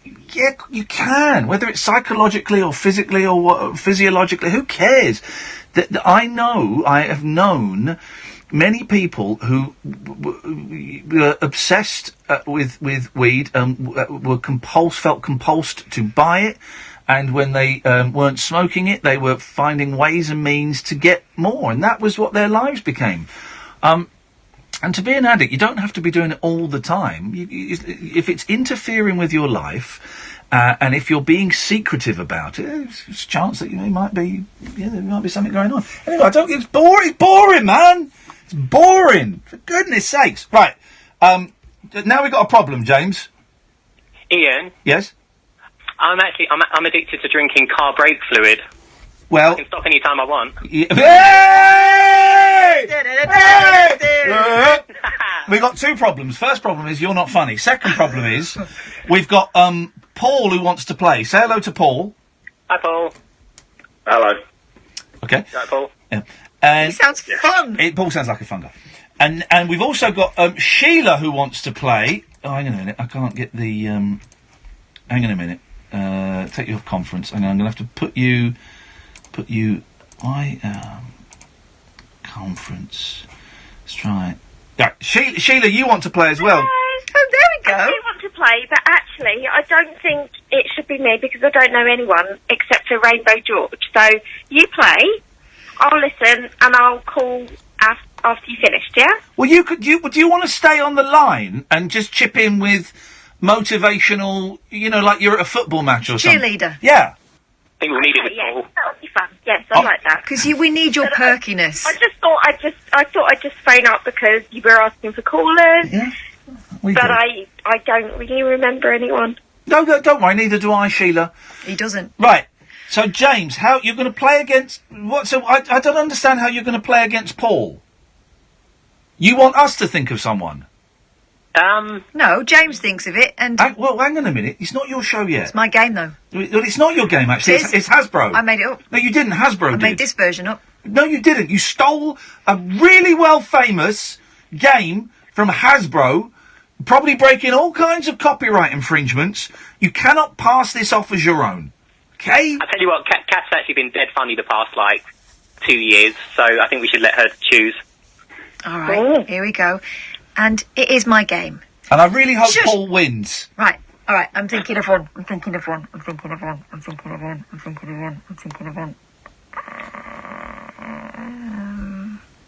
God's sake, this Wait. is so bloody Wait. boring. This is. Wait. Sorry, Paul. Wait. That's okay. Sorry, James. That's fine. Do you want to cheer us on, Sheila? Woo! There we Woo! go. Perfect. Go All right. on. All right. So we'll take it in turns. Paul, you can go first, then James, then me. Go on, Paul. So I've got to guess the person. You got to guess the person that Catherine's thinking of. Oh, I thought Catherine. Right. Oh, yeah, exactly. That's what I thought, Paul. That's wear what that's what I thought as well, Paul. But Catherine's being a dick. Do they wear glasses? Yeah, probably. I don't know. Oh, for God's sakes! Come on. That's not the sort of question you need to ask. But I'm gonna. That's a point down. You got 7 questions each. Right. So Paul's All right. Well, I don't agree with that because everybody wears glasses. Pretty much, once you get over sort of 30, everyone wears glasses. So Paul. So okay, let me help Paul. Will this person be wearing glasses at some point in the future if their eyes deteriorate? Probably. There we go. Right. Thank you, Sheila, for clearing that up. That's still a question down, and we're no closer. Right, James, go. Is it a man? Yes. Okay. Is it? Did this caller phone up last night? No. I've got some. By the way, but Megan, I couldn't. You're arguing with me about cannabis. I couldn't care less. I could not care less. Yeah, whatever. Whatever. Whatever. You're right. You're absolutely right. Beautiful. Go away and smoke weed. It's great. Right, Paul. Go on. Do they have their own teeth? Yeah. Paul, what are you doing? Whoa. How's this helping? Whoa. I think I've got it. Right. Well, it's not your turn yet. It's not your turn. Oh. We know it's not. Sheila, we've got. What was his question? Has he got his own teeth? Right. And what was the answer? Yeah. Right, Sheila. It's got very tense here. We could really do with a little bit of pepping up. I don't know what to say because I don't understand it. I don't understand it either. It's my flipping show. Just some whoops and cheers. Woo! Woo! Woo! She's my favourite out of all of you lot. Go on, James. Your turn. Is he a southerner? Yes. Okay. Is it Picture Phil? No. Okay. Sheila's displaying a little bit of bias there, but I like that bias. Go on, Paul. Can I have a guess? Yes. Please do, for the love of God. Is it India? No. Right, I'm cutting him off. Waited 20 minutes for that. I'll cut him. He's waited 20 minutes. I love it. He played the long game. And he got a decidedly lukewarm reception. And fair play for him for not doing it first go. Yeah. Well done. But he was getting bored.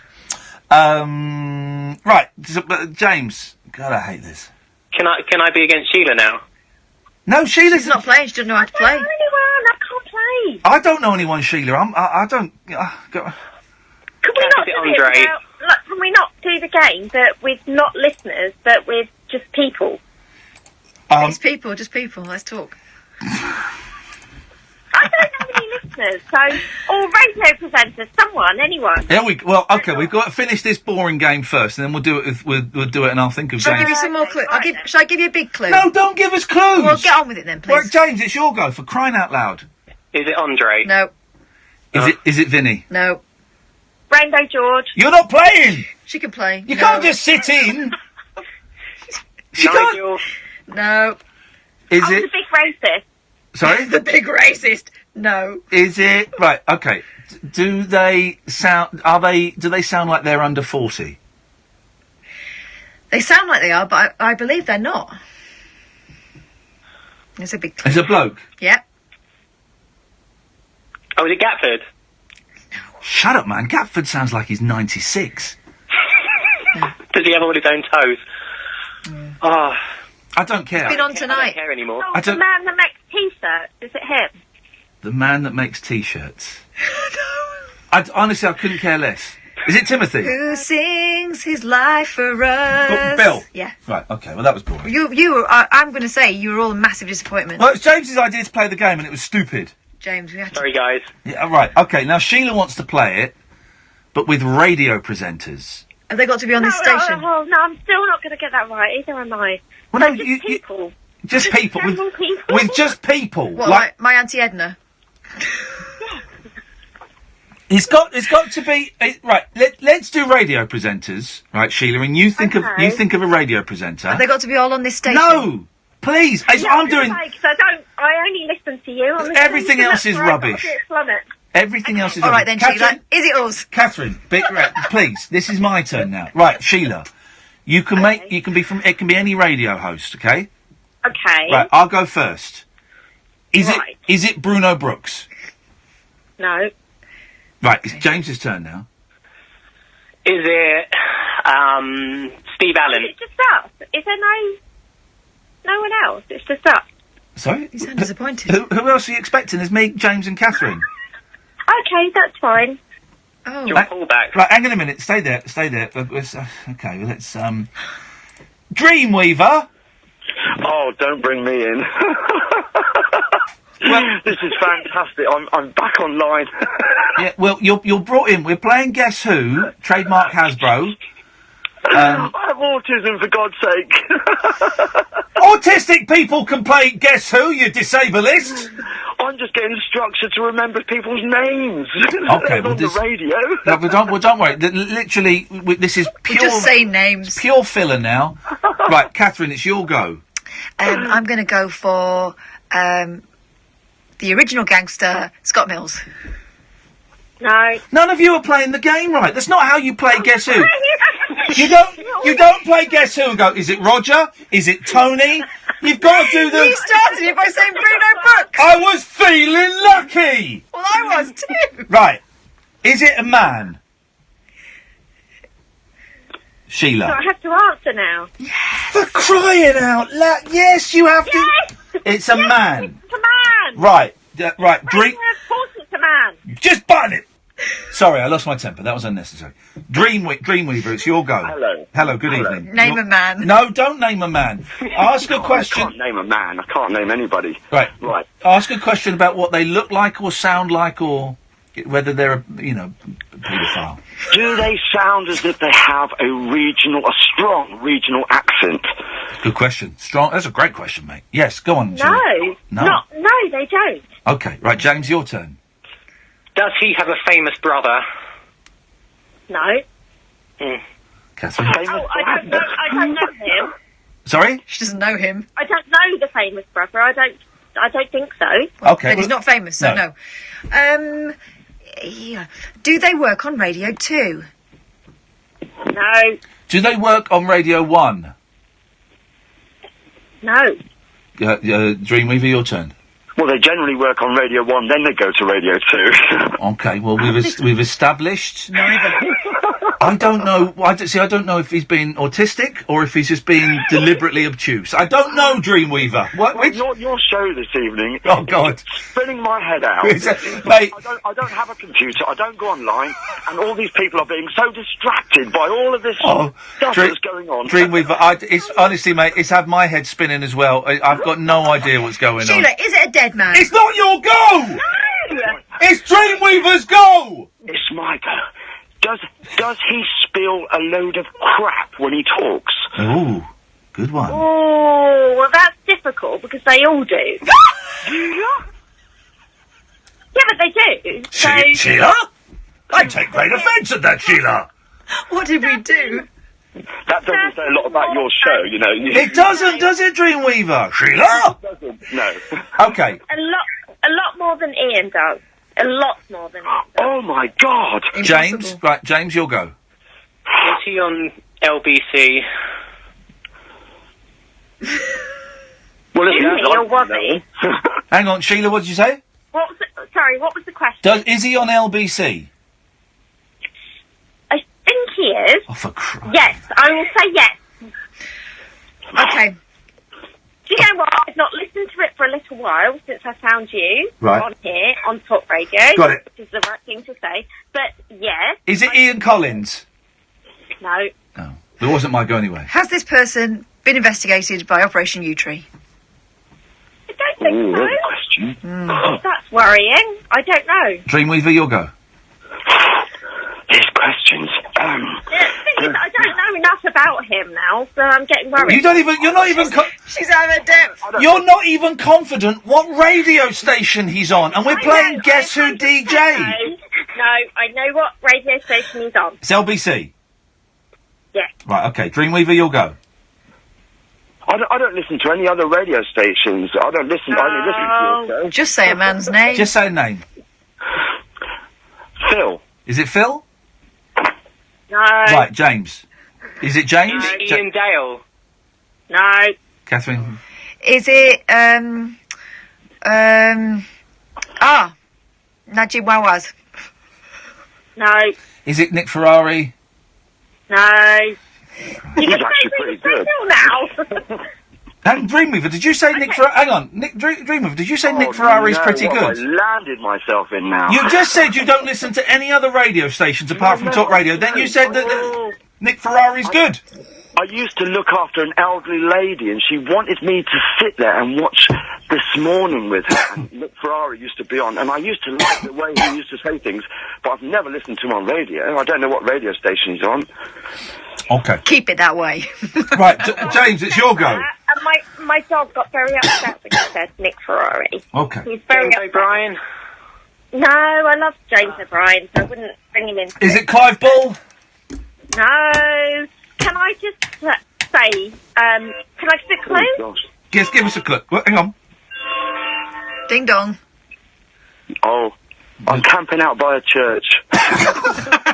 I've been drumming. I put a sign outside the church tonight saying, church parkers only, all violators will be baptised. Right. Sheila, give us a clue before I lose the will to live. Okay. Sorry, darling. Can I say biscuit? So, Steve Allen? Yes! It's Steve Allen. I have no idea who that is. I thought he was dead. Who's that? What? I'm so tired. Well, Sheila, that was great fun. Thank you so much. Thank you. Bye-bye, James. I never want to speak to you again, mate. Bye. Thanks a lot. Thank you very much, Dreamweaver. 03444991000. This is Talk Radio. Dear God! You're welcome.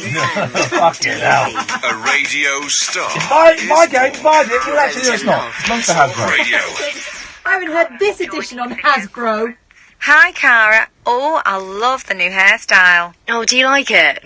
I wasn't sure about it at first. Now, tell me, do we have 50 of this dress? App says yes, but I'll double check. Yep, I'll send you some pics. Fab. Want to do more in less time? Unified Communications joins up your landlines, mobiles, desktops, laptops and tablets to improve productivity. The future is exciting. Ready? What Search was filmed Vodafone that was Business. in? Terms and conditions apply.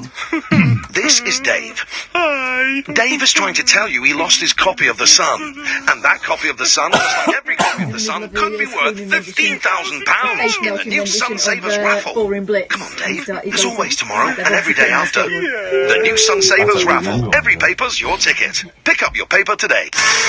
It's the most exciting start to a season on Sky Sports F1 in years. What a race we're having here.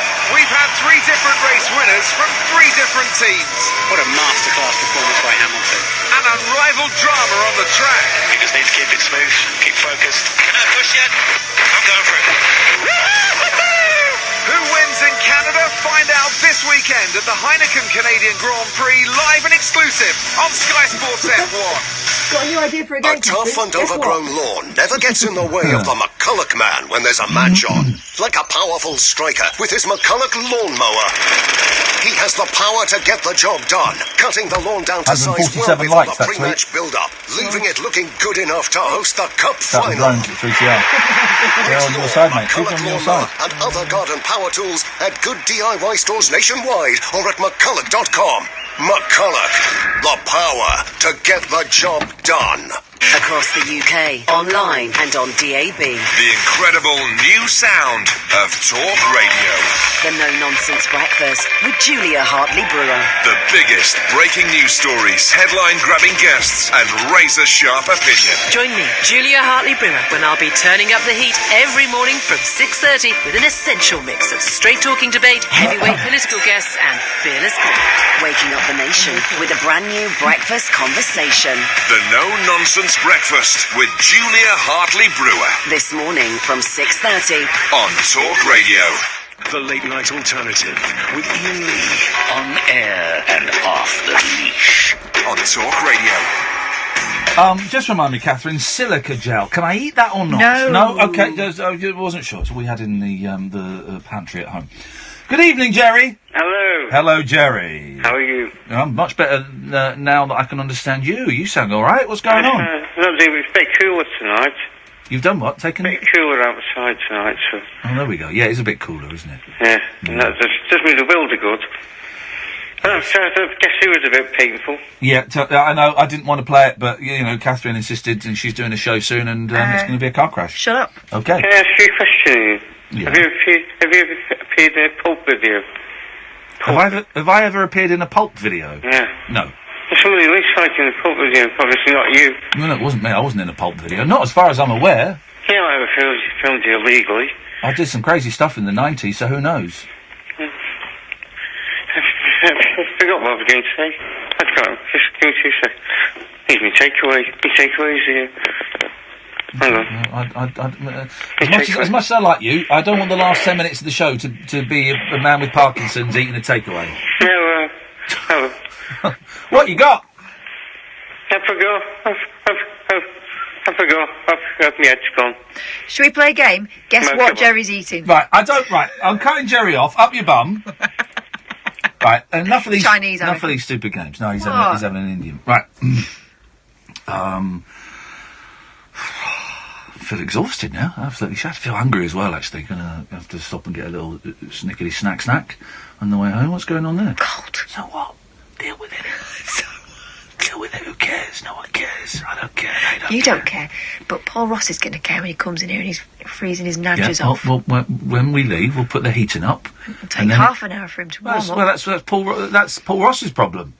That right now the studio is my domain. It's a prosplin. It is my lair. It is my soiled sock. Oh God. And after 1 o'clock, it'll be Paul Ross's soiled sock, and that's fine. That's absolutely fine, and that's the way to go. I forgot to do. I wanted to do this. This was going to be the main thrust of the show tonight. Family doctors have been told to stop prescribing homeopathy. Following a few loads of tweets from people going, "No, but it really does work." Following a landmark ruling in the High Court, at least 400 GPs still practice the controversial treatment, even though there is no evidence it works. Another 250 GPs still do dances around their patients and shake a stick. Another 150 get down on their knees and pray. And many others refer patients to specialist homeopathy clinics or doctors at their request. And my dad reckons if you put Savlon on it and don't pick it, it'll go away. I've been putting Savlon on my neck. Have you been picking it? I had a good old pick last night. Don't pick it. Don't pick it, it'll never heal. In December, NHS England issued guidelines to doctors telling them to avoid prescribe... Yeah, well, if we did this at the start of the show, you know we get a phone call from someone going, right, well, I've got something here. If homeopathy doesn't work, or it's a placebo, how did it cure my dog of cancer? How did homeopathy cure my dog of cancer? If it's a placebo, dogs don't understand medicine. My dog is cured of cancer, so ipso facto, you're lying. Okay. You're a liar. It didn't cure your dog. Good evening, Andrew. Good evening, Catherine. How are you? Bit rude, mate. I'm not standing for that behaviour. Backfired, didn't it? Yeah. If he wants to call up and try again, call him up and he can try again. There we go! Here he is. Hello. He's sucking on a lot. Look at you, Kojak. Kojak. Look at you. Oh, it's warm in here tonight. I'm going to turn You're it down. kidding me. It's Listen, I like Paul Ross. He's always been my favourite of all the television presenters and the Ross brothers, if I'm completely honest. Not as good as me Auntie Diana Ross, though. The times I've used that one. Mate, she was great. Or my cousin Luther Van Ross. Wasn't your mum in EastEnders? Was that the... For years. She was It's a great an extra, story, but I wasn't should she? tell you one night. Yeah. She was in episode 1. She had walk on one part. She was once given... She's quite a large woman, Yeah. 6 children. And, she phoned me up very... I've got a line. All rang her up. How'd it go, Mum? Oh, it's all right. Oh, what's the matter, Mum? Well, that line. She had to go up to the... I had to go up to the stall and touch a T-shirt and say, does this come in extra large? No! Youch! Taking a mickey out of Mama Ross there. EastEnders fat-shamed your mum. And then she retired from it, and a year later, the lovely Wendy Richards, whose character Pauline had died, said, will you come back, Maureen, for one day, or Martha they call her, because of the record she named. They said, will you come back for one day to be at the funeral? And they all made a fuss of her, so she's standing beside Dot Cotton, okay? Yeah. And then something happened. I can't remember what, but I think Sonia got arrested for some murder she didn't do. And it's very rare that my mum, I never really watched EastEnders, but very rare she told me, and when she told me about it, I didn't know it was all a top secret, so I said it when I used to work for the Dark Side on LBC. Oh, no. And I tell her, by the way, but I said, don't worry, it wasn't Sonia what did it, it was somebody else. I couldn't remember who. Anyway, some 11-year-old apparatchik phoned up my mother and said, well, you know what your son says, ruined your career. I said, I beg your pardon. I remember this. Yeah, Do you know what? I remember this. And then, anyway, what they hadn't reckoned with being the BBC was, I phoned them up and gave them both barrels, but they thought the word apparatchik was a swear word when I called them that. But then they realised when they looked at the rushes, they needed more coverage. And my mum was glued to Dot Cotton's arm, so they said, will you come back, Martha? No, I won't push off. Jonathan went mad about it as well. Yeah. Okay, and then so what they did was, they used to pay 80 quid a day, 85 quid a day and my mum used to have to make her own way there, all the way to Old Street, right? What they did was, they said, well, can we borrow your coat? Right? So I got involved, I said, no, you can hire it off her. Right, you can hire it. They paid my mother, a coat she bought in Primani, £250 to hire it for a day. Listen, well done. And they cabbed the coat there and back, and they pinned the cheque to it. So she got 3 days' money for 1 day's borrow of her coat. Do not mess with Mama Ross. What a bunch of monkeys, eh? Oh, well done you. I remember reading that in the papers. Yes. What is on your show tonight, Paul? Well, we've got a fascinating academic who's coming on who's been assessing the personality of prawns. Oh? And what he says is, in evolutionary terms, even the smallest creatures go into diverse personality types, and there may be an indication about why we have different characteristics. And the ones he said that are more likely to survive, and it shouldn't survive, are the cautious, cowardly, timidity prawns. Oh. So the prawns, the meek shall inherit the earth. The adventurous ones, while they move the species forward, always get eaten up. Of course they do. We've also got a brilliant, not one but two brilliant Rolling Stones anniversaries. They're back on the road. Yeah. On this day in 1963, their very first single, a cover of Chuck Berry's Come On, was released. Didn't do that well on Decca, of course. But then 1 year on in San Antonio, Texas, on this day, the Rolling Stones were booed off stage and replaced by a troupe of performing monkeys who'd been their warm-up act. Man, that's coming on the show. And not your kind of monkeys, proper monkeys, like spinal, it's like puppet show with Spinal Tap. I said to put the band name above the puppets. So our dressing room's bigger than the puppets. Right, we've got that going for us. Oh, brilliant. Paul, that and the usual old tosh. Paul will be on after one. Andrew wants to try again. Good evening, Andrew. Sorry, Ian, but I'm building up for a couple of weeks. Hello, Catherine. How are you? There we go. He's not gonna. He's gone. We're not having that. We're not having I've got one other thing for you. Yeah, go on. Press it shows.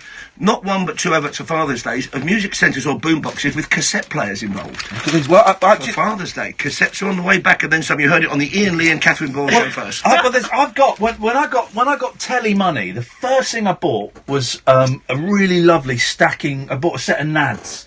Stacking stereo system. Got some great NADs.